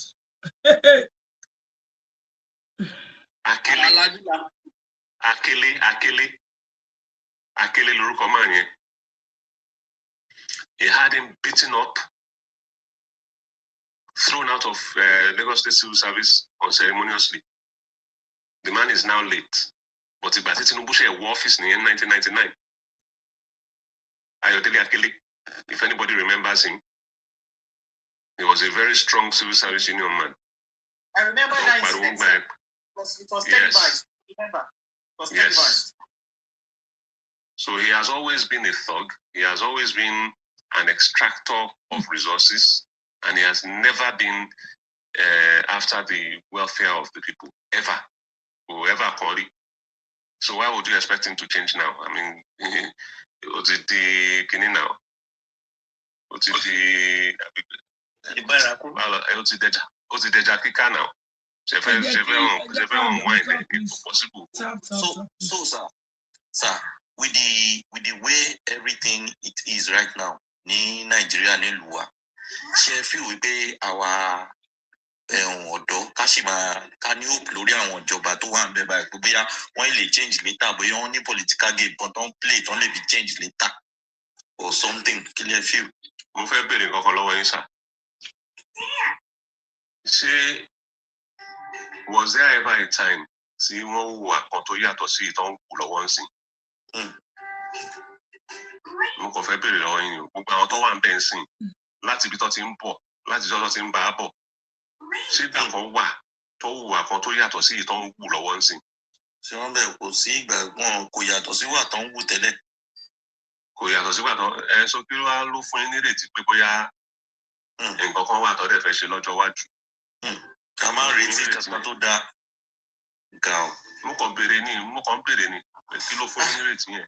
Ohun tí gbogbo ẹ̀ tẹ̀ tójú súnyàn náà ló yẹ kí n béèrè. Èmi ò rò bó sún yín o. Bó sún yín o.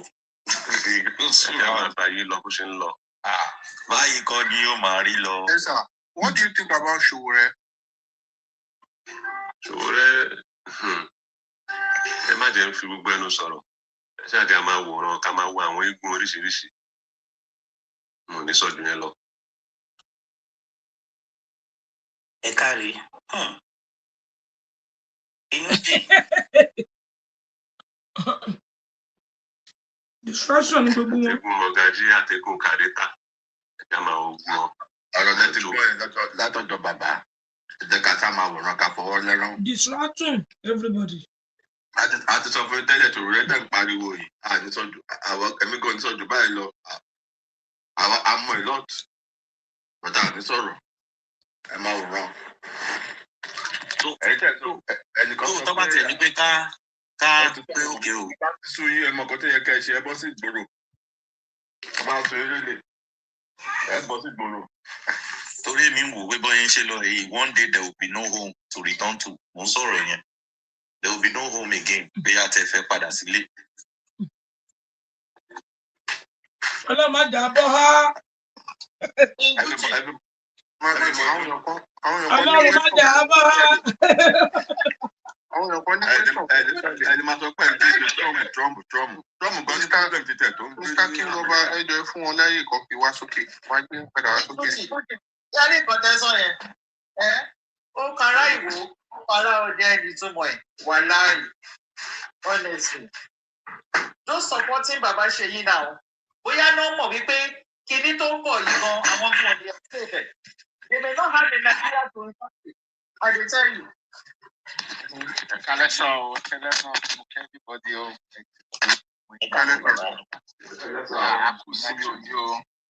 I think Ruben Amorim's please, sir. Question me, sir. Yes, sir. Èèyàn kan ní Mr. Jesu fún mi ẹ lò TV yín. TV kẹ. No, I'm not. Níbo lẹ tún wá ń pè Ruben Amorim? Sọ́dọ̀ wọ́n tó tó. $100 billion was a massive sum. Today, forecasted for inflation. For context, it exceeded the annual GDP of countries like New Zealand or Egypt at that time. Would you like me to compare this value to the net worth of top billionaires? Thousand? Can you hear me? Check for me. Just I might be.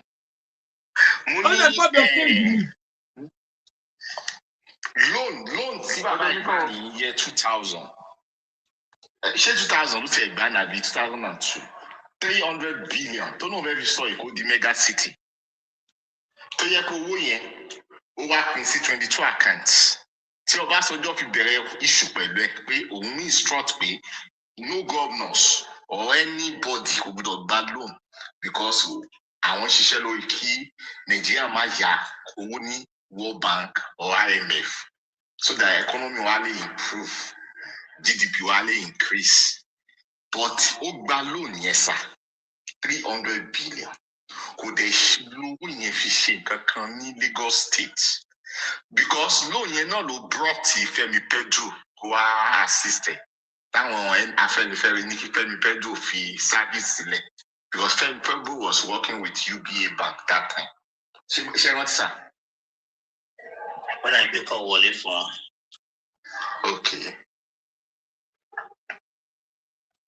So Fẹ́mi Pedro òun ni àwọn Afẹ́nifẹ́re wá provide òkè àwọn Bọ́lá Ìgè pé okay look owó tó lọ gbà ẹ́ nísìn àwọn sọ fún ẹ kó má lọ gbà lóhùn o gbọ́rọ̀ sáwà àgbààgbà ẹgbẹ́ ìdí lẹ́nu òun ṣe nǹkan tó wù ẹ́ ó wá ní òun fẹ́ fi develop Èkó ní òun fẹ́ fi sọ Èkó di mega city ní bla bla bla bla bla 300 billion yẹn Ọlọ́run ló mọ bí tó kówó yẹn sí nǹkan tó fi ṣe Ọlọ́run nìkan ló lè sọ.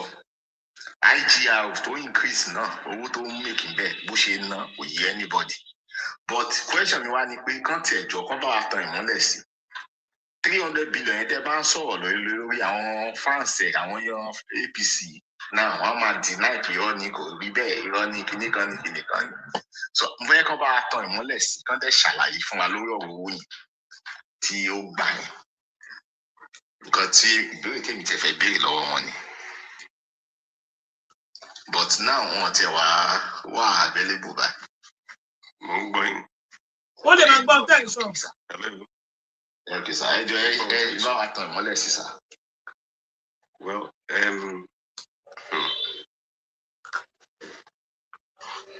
ohun tí màá sọ ni pé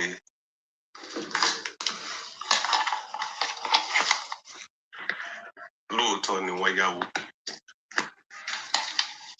Lóòótọ́ ni wọ́n ní wọ́n fẹ́ fi sọ Èkó di mega city.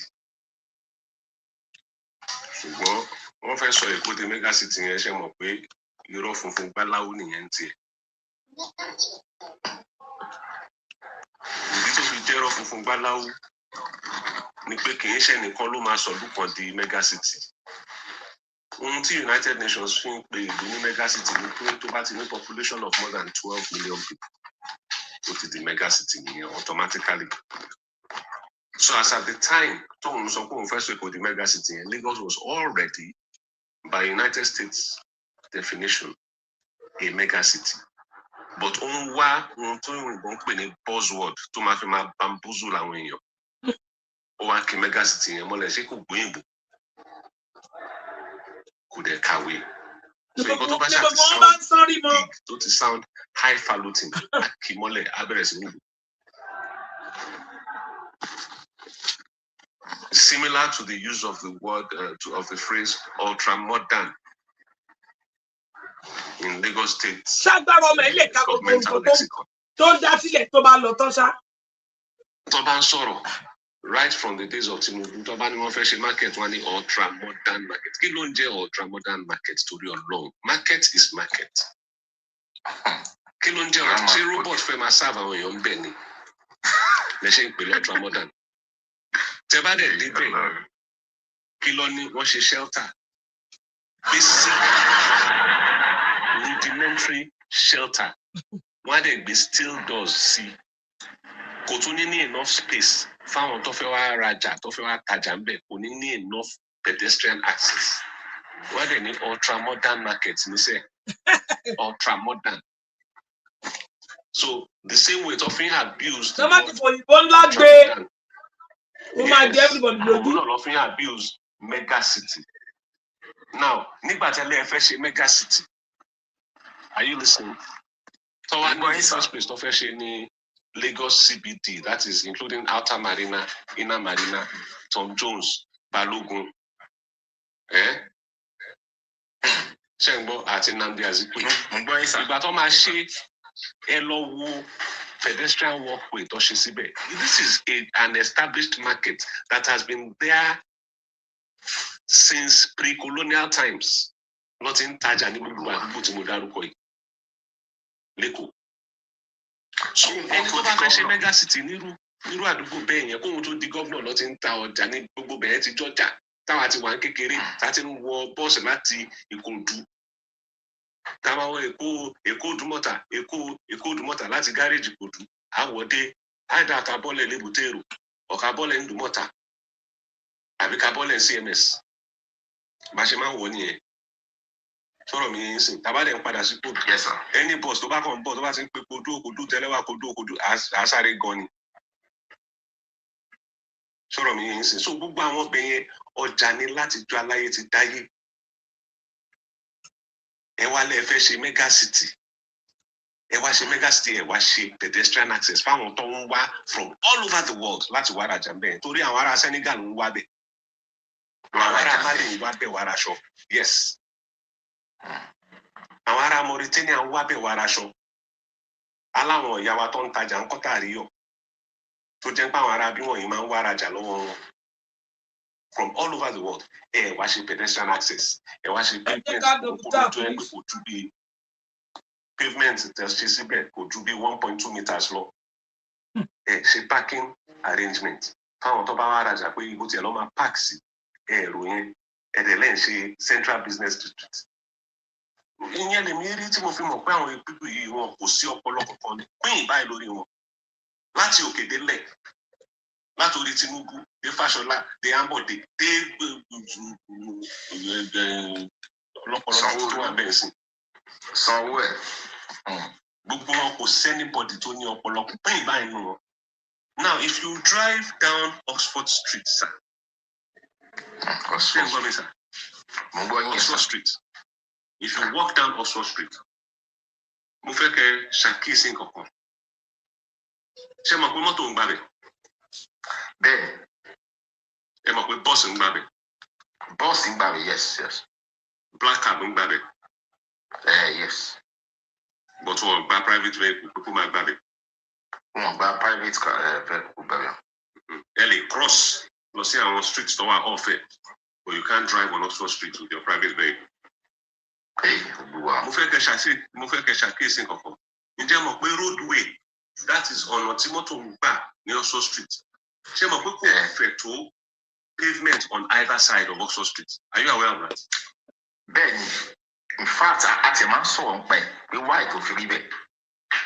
torí pé wọ́n rí bẹ́ẹ̀ gẹ́gẹ́ bí Central Business District ní sá. Tó wọ́n rí bẹ́ẹ̀ gẹ́gẹ́ bí revenue generation area. Sọ̀rọ̀ mi yẹn sìn. Kí dẹ̀ ni ló fi jẹ́ revenue generation area? Gbogbo àwọn shops tó wà ń bẹ̀. Did you know pé kó tó di pé wọ́n bẹ̀rẹ̀ sí ń ṣe online shopping ní 2020 tí gbogbo nítorí COVID tó wà ń ta náà. Kó tó bọ́ta kó ṣe bọ́ta ń sìn. Do you know pé almost 80% of UK retail sales revenue was made in the West End, Oxford Street, Regent Street, gbogbo àwọn Bond Street, gbogbo àwọn ṣọ́ọ̀pù púpọ̀ yẹn. Àwọn tó ń pa 80% of UK retail sales revenue àwọn nìyẹn. Oxford Street sà. Bẹ́ẹ̀ni, 80% ni mo wí. Ṣé mo di? Ṣé mo wá? Because 4 underground stations ló sáàdù bẹ̀yẹn 4 Marble Arch, Bond Street, Oxford Circus, Tottenham Court Road. Fáwọn tó bá wà adventurous, wọ́n á bọ́lẹ̀ ní Portland, wọ́n á bọ́lẹ̀ ní Great Portland Street, wọ́n á fẹsẹ̀ ní wa. Àwọn tó bá fẹ́ ṣeré lọ, wọ́n á lọ bọ́lẹ̀ ní Leicester Square, wọ́n á fẹsẹ̀ ní wa, or Piccadilly Circus, wọ́n á fẹsẹ̀ ní wa. But those 4 stations, àwọn náà da èrò síta lórí Oxford Street. And that is why the pavement is as wide as it is. Mo rántí, I think it was 2018. Tí mi àtàwọn ọmọ mi ta lọ ṣe shopping ó fẹ́ ra trainers. La bá ń padà bọ̀ láti Nike shop tó wà ní tó wà ní the Nike shop was on Regent Street at the time, junction of Regent Street and Oxford Street. Àwa ń fẹsẹ̀ rìn bọ̀ láti bẹ̀yẹn padà wá sí Marble Arch.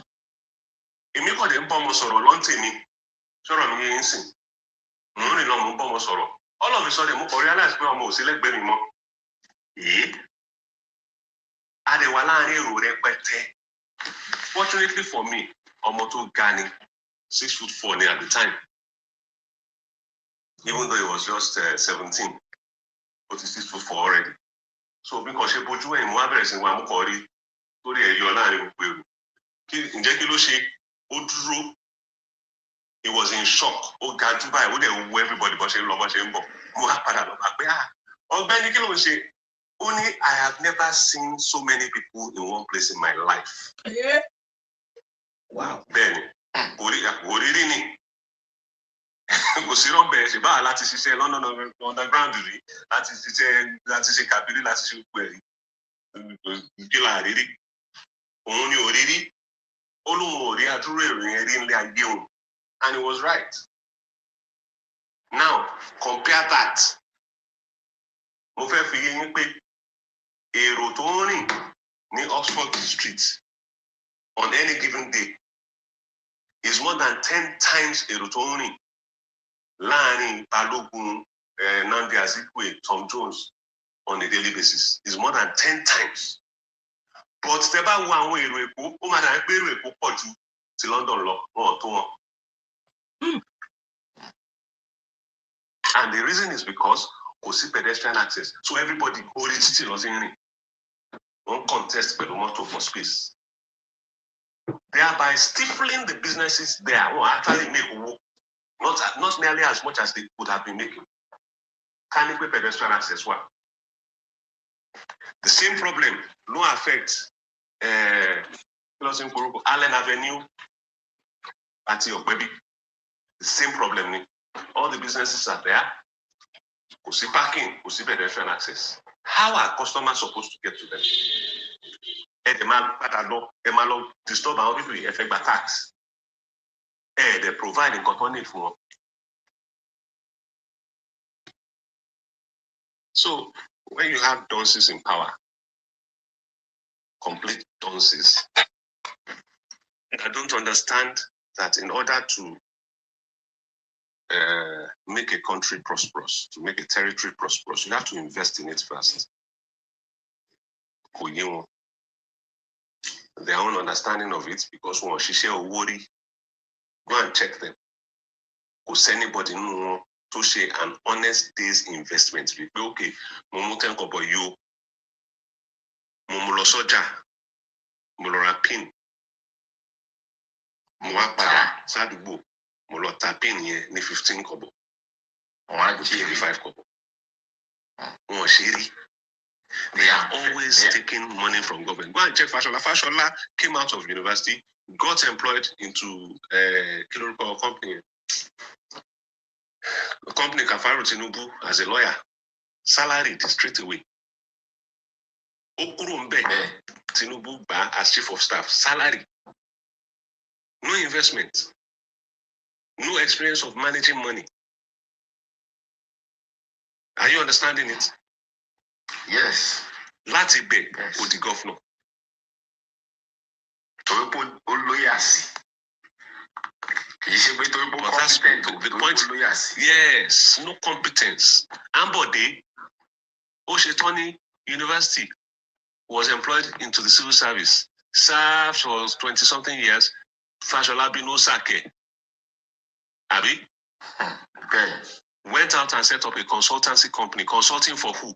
Government. So owó ìjọba ló continue láti máa jẹ lọ. Yeah? And then he came and ran for governor. With what experience in real life? What real life experience? Who got bribed throughout his career?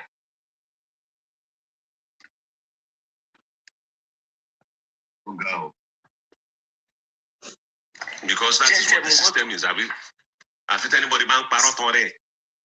Sir, ṣé tí àwọn ọmọ tó dùn mí jù ni wípé ṣé lóun tó yá nígbà yẹn tí ò lówó yẹn fún purpose tó yá fún Lagosians ṣé yẹn nìkan ni gbogbo Nigeria tó ń pa ń kọ́ gbogbo Nigeria tó ń pa ń kọ́ where did it go? Have you ever asked that question? The IGR is increasing, they are often fun, but òun dà kí ló fi ṣe.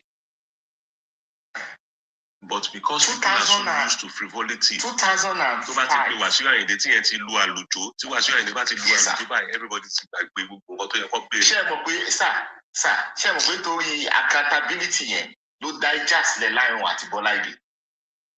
Kí Bọ́lá Ìgè tó kú wọ́n ṣọ̀tá kú ni. This Tinubu and Bọ́lá Ìgè. Wọ́n ọ̀rẹ́. So when people ask the question, who killed Bola Ige and start pointing fingers in the wrong direction, I just laugh. Honestly, I just laugh. Because Oklek was the only person who could stop him in the Southwest. Oh, no. Who had the moral authority and the political sagacity to put a stop to his activities, to his attempt to dominate Southwestern politics. It was clear. Bring our qualified people, our intellectual people, who build the qualification. That is the question. There was one, when I ran for governor in 2019, one of the things they kept saying was that, so much, but Hamza Atwa experience, Hamza Atwa Shekinipo. And I went and checked the guy's resume. And then I started listening to him because I wanted to see what it was about this guy. And I realized that he was a dunce too. Complete dunce. Utter dunce. The only thing they have is a complete lack of compunction. No conscience. None whatsoever. That is the only difference between most decent people and them. That's the only difference. So what people interpret as cleverness or technical capacity is just ruthlessness. That's all it is. I can never be a Tinubu because I can never do the kind of things that he does for power. I will not compromise my conscience. I will not compromise the possibility that I might go to heaven just because I want power. I won't do that. I won't have blood on my hands. Jesus Christ. Because I want power. I will never do that. But these people, they don't have any compunction about things like that. That's why Sanwo-Olu can sit in his office and call the army to go and shoot other people's children at the toll gate. F1. The army said it now at the commission of inquiry. The army captain, the colonel that they called to come and testify, he said Sanwo-Olu was the one that told them to go there. Yes. He said it. Sorry. And we all saw the shooting live. Anybody can say any nonsense they want. We saw the shooting live. People were doing live broadcasts. It wasn't just one person. Several people were doing live broadcasts from the place, and we saw the shooting happening live.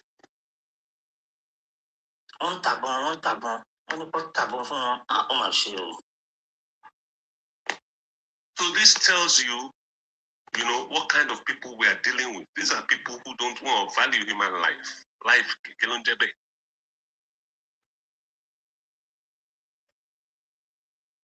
And that is all you need, really, to become a player in the APC. Ruthlessness. A lack of regard for humanity.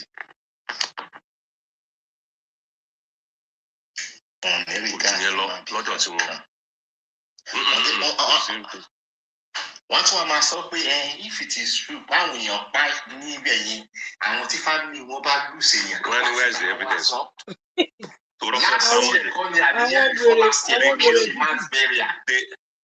They actually went and killed some of those people that came out. Do you know that? Some of the people that came out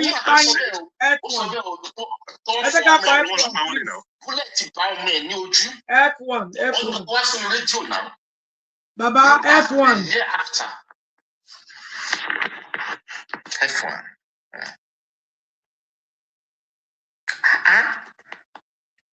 Wọ́n deny pé kò ṣẹlẹ̀, irọ́ ni, rumor ni, kìnìkan.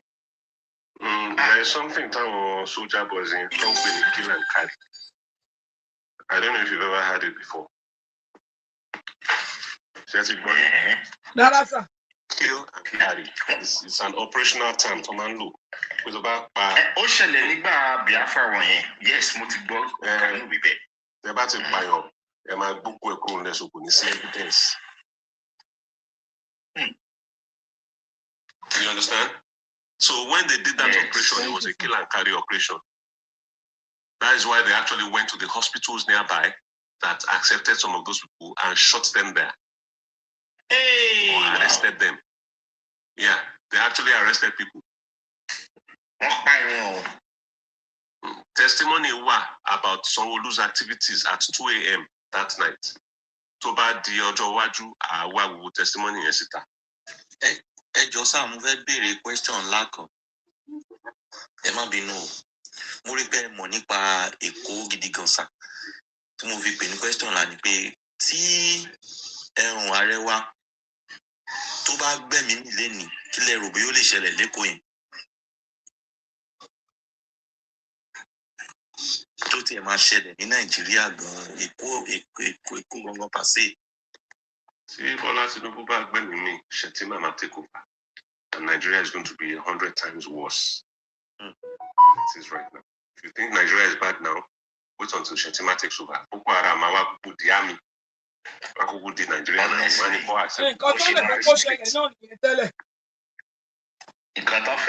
Wọ́n ti rò pé bóyá bó ṣe ń ṣe bí kọ́ọ̀lù yẹn ó máa tètè lọ. Bọ̀tùgbà tí ò tètè lọ. Nílẹ̀ Yorùbá kan pẹnu wọn mọ́ àwọn tẹnu wọn ò kì í dúró àfi kó máa jẹ nǹkan ṣáá kẹnu wọn máa jẹ nǹkan gidi kó máa kàn nǹkan gidi síta Kó tiẹ̀ máa lọ ẹ̀kejì kó mú sí bá jọ lẹ̀ kó máa wùn yàn gidi lẹ̀. Nǹkan tó yẹ kó ṣe gangan tí mo mọ̀ lọ́dọ̀ tèmi o. Ó yẹ kó wí gbọ́n. Ó tẹ̀ fọ́ kó fẹ́yàn kan lẹ̀ kó máa lọ ẹ̀kejì mọ́. Kó máa lọ ẹ̀kejì kò ṣọ́ ọ̀fun kó máa lọ ẹ̀kejì yẹn pé. Kó ń kú lọ fẹ́ kò ní ṣe. Ẹ pé kó lè rin ẹsẹ̀ mẹ́wàá mọ́. Tọ́kì tó lọ tó ṣubú yẹn, president Tọ́kì yẹn láti máa hó dé bá. President Tọ́kì yẹn realize pé kò lè wọ́ kò lè rìn kò lè dáhùn láì má dì fún kọ́kọ́. Òṣùbù atẹ́gùn ló bẹ̀rẹ̀. President yẹn ó ní láti máa dì mú bá. Even on stage, don't give a speech. Atẹ́gùn President yẹn tó sẹ̀ Dájú ti sọ. Ẹ̀yin bí kò yẹ má pa mí ẹ dákun. Télọ̀ yẹn ọmọọṣẹ́ Peter Obi ni télọ̀ yẹn. Télọ̀ tó máa ránṣẹ́. Ní fàyè lórí ìkànnì. Ọmọọṣẹ́ Peter Obi ni. Jésù ṣe wọ́n má bínú. Ìgbà tí Erdogan tó bá wà ní Tinubu tó ń yí bí mannequin wípé ibi ni kò yí sí. Àwọn ọmọ kìí tẹ̀síwá lọ ṣe bí tó tẹ̀wá lọ pa ọmọ kìí tẹ̀síwá lọ ṣe bí tí tó ti gbé pọ̀n.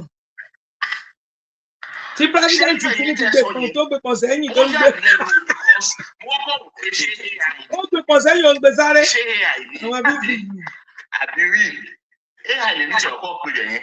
Wọ́n ń pèsè fún ni. Ẹ̀kejì tí Tinubu lọ ìwé àyìn ní deep problem.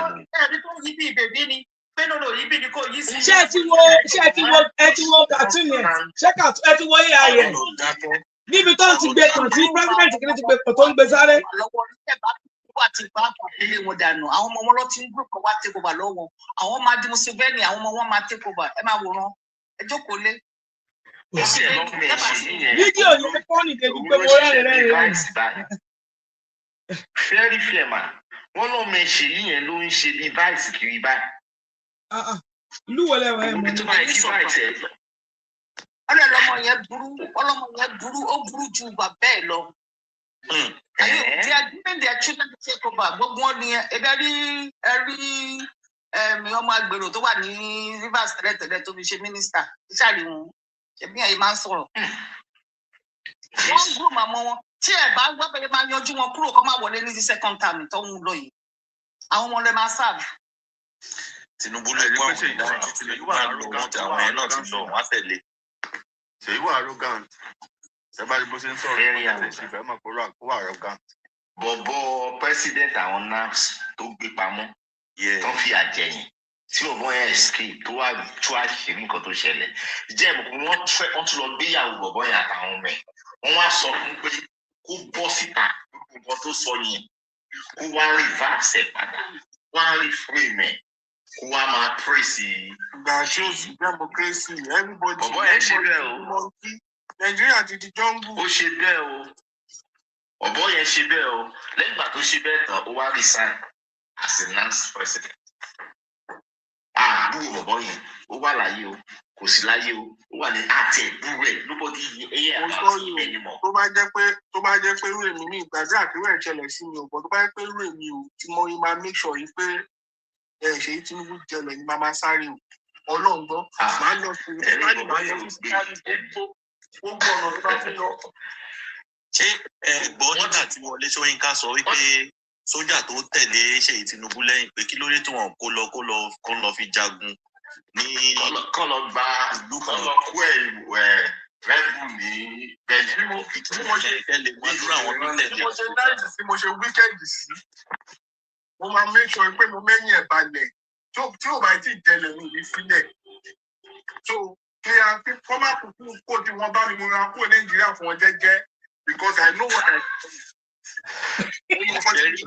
ẹ̀rí kan tó ń bọ̀ ó kọjá gbogbo Ṣèyí tí bàbá ẹ̀ bá fagídí lọ ẹ̀kejì tí bàbá ẹ̀ bá dákẹ́ kò sí kankan fáwọn Ṣèyí gbogbo kíní wọn kò sí kankan fún wọn. Mo dákẹ́ fún wọn ni mo wọ́n ìsinmi yẹn ló sọ o. Ok, ṣé ń gbọ́ mi báyìí? Ok, a ti ń gbọ́ yín sà. Ní tí ààrẹ tó bá dákẹ́ lé ní mo ní kò sí kankan fún àwọn Ṣèyí wọ̀nyẹn gbogbo wọn yẹn kò sí kankan fún wọn. Àwọn Fúlàní ṣẹ̀ṣẹ̀ máa gbé àwọn èèyàn tí wọn tó wà nílẹ̀ Yorùbá gbogbo everywhere wọn máa kó wọn jáde wọn máa gbà. Òun mú sọ pé bóyá ilé kankan máa wà fún wa mọ́ tá máa padà sí pé àti ẹ̀ ń lọ ilé lọ́dún bóyá ó máa wà mọ́ tó bá yá. Torí tí Tinubu bá lọ second time ní báyìí problem ló fẹ́ lọ dálẹ̀ fún ọjọ́ iwájú wa.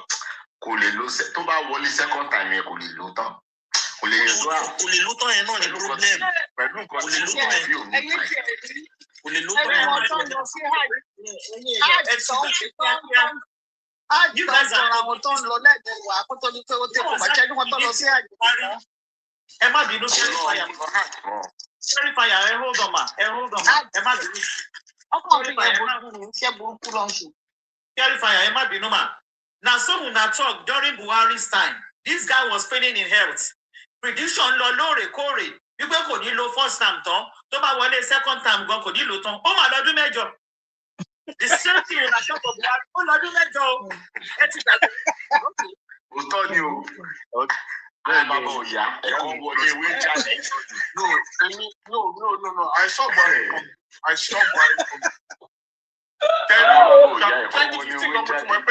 Tinubu ṣì máa jẹ president 2015 òun mo ti rí prediction pé Tinubu ṣì máa jẹ president òun lọ ní Ṣómólú lọ́jọ́ yẹn ni torí mo ṣe drive kọjá níbi Àpáta street wọ́n kàn gbé àwòrán ẹ̀ wá pé this guy become the president kí lélẹ̀ ṣé wòlíì lẹ́yìn ni èyí ti gba àwọn ṣé wù wá.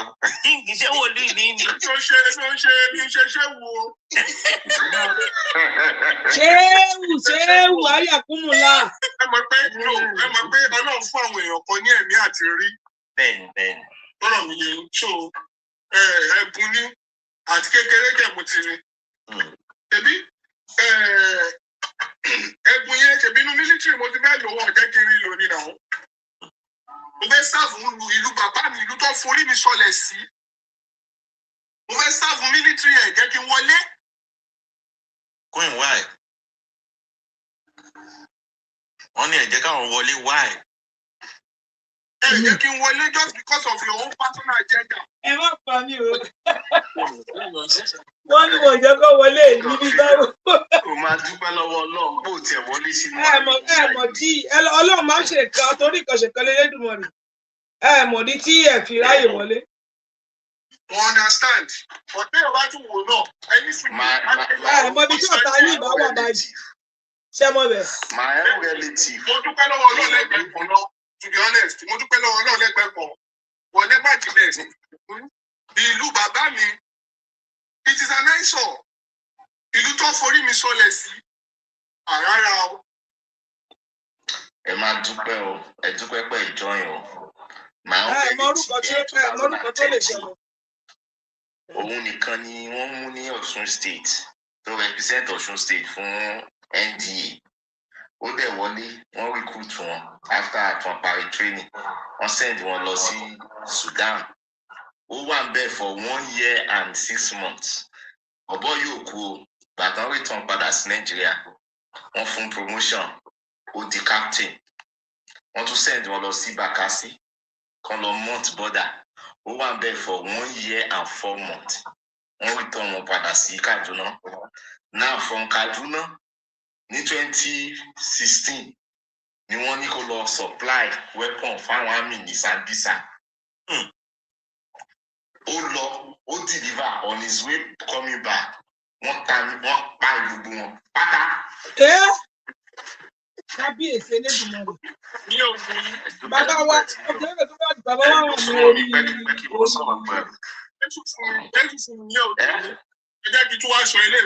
Bàbá wa kí lorúkọ wọn? Ókè wọ́n wà lórí kọ́. Ẹ jẹ́ kí tún sọ ilé fún ní òdò yìí. Ṣé rí bọ̀bọ̀ kan ló sọ̀rọ̀ lórí live? Ṣé bá mọ ọ̀bọ̀ kan tó ń pè Simon K? Simon K, yes, mo máa ń gbogbo ẹ̀. Bọ̀bọ̀ yẹn wá lórí sórí live Simon K. Bọ̀bọ̀ yẹn wá sọ wípé ní ìlú òun ní ilẹ̀ àwọn northerners yẹn, ilẹ̀ àwọn Haúsá. Ó ní pé ní ìlú òun ìṣojú òun jẹ́ àmì o. Ó ní pé àwọn báńdíìtì wọ́n dẹ̀ wá sí inú ìlú àwọn. Wọ́n sọ fún òun pé kóun wá kọ́ àwọn báńdíìtì bó ṣe ń yìnbọn 500,000 lọ́wọ́ òun lọ́sọ̀ọ̀sẹ̀. Wọ́n fún lọ́wọ́ yẹn. So wọ́n fún. Now wọ́n dẹ̀ aláwọ̀ ẹ̀ kó lọ. Ẹ máa gbọ́, wọ́n jẹ́ kó lọ. Ó jẹ́ pé wọ́n fẹ́ kó lọ, wọn fẹ́ kó lọ. Wọ́n ní pé kó máa kọ́ wọn lọ bó ṣe ń lo oríṣiríṣi àtìlẹ́rì. Now ìgbà tí ó wá yá tó sọ pé òun ò lè ṣe kíní mọ́ wípé àwọn tó ń kọ́ kíní wọn kì í ṣe mílítírì, wọn kì í ṣe ọlọ́pàá. Báwo lóun ṣe máa kọ́ wọn ní nǹkan báyìí? Ibi tóun ti bá wọn yarí, ó sọ pé ìṣojú òun ló ṣe wá lóru ọjọ́ kan. Wọ́n pa ẹ̀gbọ́n òun níṣojú òun. Ìyá ẹ̀jẹ̀ ṣì wà láyé.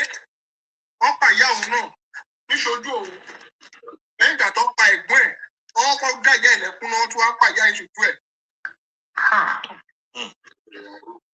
ẹ jẹ́ mọ̀ pé ex-army ni bọ̀bọ̀ Simon K yẹn bọ̀bọ̀ ẹ̀ wá ní pé ṣáàmù wọ́n dàjọ kan nọ́mbà ara wọn lẹ́yìn wọ́n nípa àwọn máa pera wọn lẹ́yìn bọ̀bọ̀ yẹn ké tó ń sọ̀rọ̀ ni o ẹ̀wọ̀n bí kìlú ti damage dé. jẹ́mọ̀ Christopher wọ́n yé Tinubu wà point lẹ́yìn ìgbà kan sọ pé ó plan wọ́n ìmọ̀ ayọ̀ yẹn náà kúrò. Yes, you can imagine. King of Kingdom, that's your story. They find the brother and sister and mother, and they left him alive. I don't understand. They left him alive, yes. And he's still friends with the people that find his family. And he's still friends because you said they exchange numbers. Can you exchange number? No, exchange number. Exchange number. Hey, get contact. Wọ́n sọ pé kó wá kọ́ wọn bọ́ ṣe ń yìnbọn. Ó ti kọ́ wọn. Wọ́n fún ní 500,000 lọ́sẹ̀. I think àmì ọmọ yẹn ìgbà tó fi ṣe náà. Lẹ́yìn ìgbà tó ṣe, ó wá fi wọ́n lè sọ pé òun ò lè ṣe kinní mọ́. Ó drop ẹ̀, ó ní pé òun ò lè ṣe mọ́. Lẹ́yìn ìgbà tó sọ pé òun ò lè ṣe mọ́, wọ́n wá sílé òun ní òru. Ìgbà tó wá sílé òun, wọ́n pa ẹ̀gbọ́n ẹ̀ níṣojú ìyá ẹ̀. Ìgbà tó pa ẹ̀gbọ́n ìṣojú ìyá ibi tí ìyá ẹ̀ ti ń ké bọ́tù ṣe ìyá ẹ̀ pa nìyẹn. Wọ́n wá fi òun lẹ̀. Bẹ́ẹ̀ni. Olùkọ́ tó sọ. And they left him alive. Only one from alive. One from alive.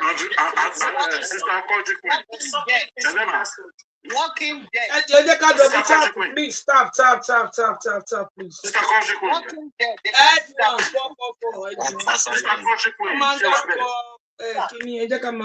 F1. Sister Country Queen ṣe wà bẹ́ẹ̀.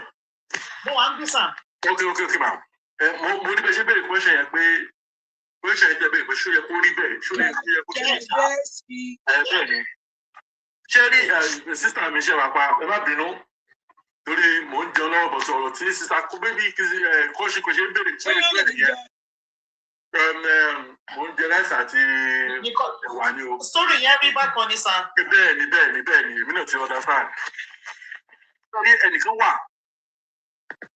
ẹ̀mí mọ̀ bóyá ìṣẹ̀lẹ̀ rántí àwọn tó gbá bọ̀ ní 1985 first under 17 tí wọ́n win ní under 17 World Cup. Ẹnìkan wà àwọn Mùtíù Adépọ̀jù nìyẹn.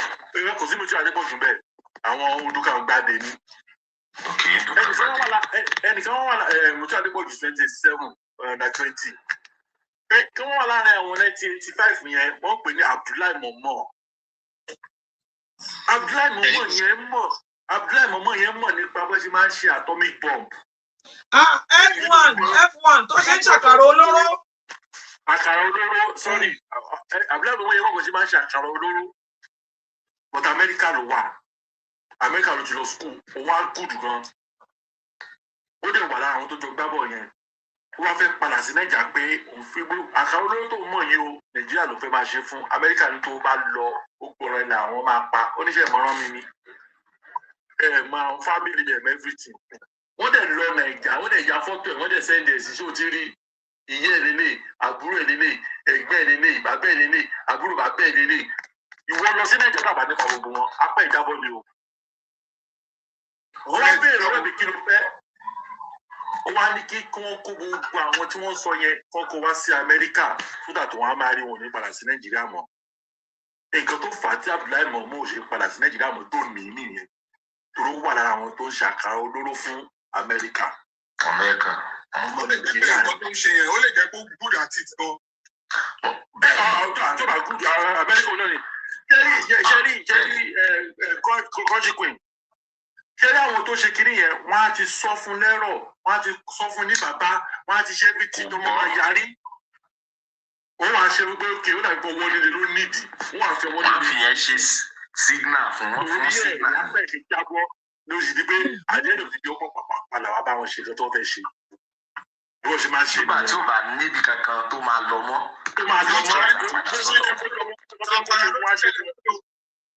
Ó ti yé mi sà, ó ti yé mi.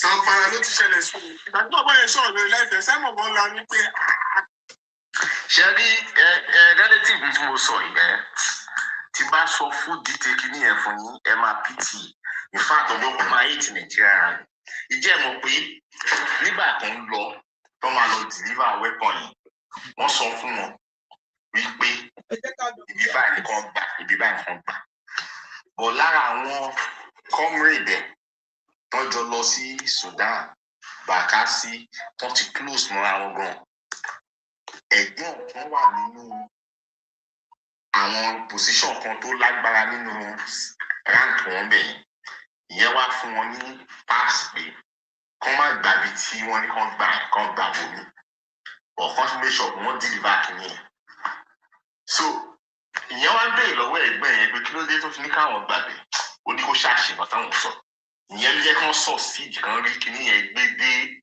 ibẹ̀ yẹn kán dìde rẹ̀ fáwọn àmì ibẹ̀ yẹn while they are coming back àwọn people wọ́n ambush wọn but nígbà tó di pé wọ́n jọ ń takùrọ̀sọ wọ́n jọ ń ṣe kàtàkàtà síra wọn ó mí kọ́ ìyàwó ẹ̀ ṣẹ̀ bímọ ní ó bí twins during that time call to me pé òun ò ní rí ìyàwó àpọ̀mù wọn ṣọ́ọ̀kì yẹn ló pa ìyàwó ẹ̀ ṣọ́ọ̀kì yẹn pa ìyàwó ẹ̀ yes it's my relative ìyàwó ẹ̀ kú ó ṣe in fact ṣọ́ọ̀kì yẹn ló pa ìyàwó ẹ̀ àwọn ọmọ ẹ̀ ní ìsìn family ló tọ́ ló ń tà wọn twins so a lot of things mélòó ní ọ̀fẹ́ ká. ẹ má bínú ṣe rí kó tọ́nà náà plan ní ṣe rò bóyá wọ́n mọ̀ pé Tinubu ó hètì pé kéèyàn ẹni ṣe èmi ò bí plan ara wọn. wọ́n ṣe nǹkan kan jàre ẹyẹ dábàdàrà yìí náà èmi náà sọ jàre sàkámù tí ò ṣe kókó fún wọn àjẹ ni wọ́n fi bára wọn ní political movement.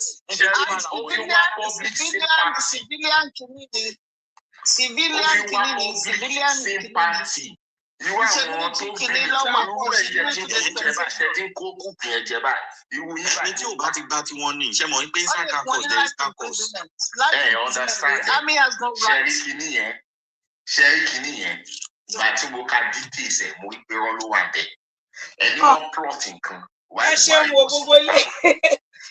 Ó lọ sókè. Thank you. Yókù di ìrọ̀lá. wọ́n ṣe yàmàyàmá kan. Yókù di ìrọ̀lá lágbára Ọlọ́run. Happy weekend o, happy new month. Lágbára Ọlọ́run mo máa wá ní ọ̀la. Lágbára Ọlọ́run pé mi ò lọ bí iṣẹ́ lọ́la. Mo fún ìlọ́la. So tí ìgbà tí má tètè jí. Tí bá ètè jí máa wá sọ́nù program so tí má lè tètè jí tó. Ìyókù dẹ̀ máa ní bá bá. Ẹ máa bọ̀ lórí TikTok, orí TikTok láyé wà. Because I schedule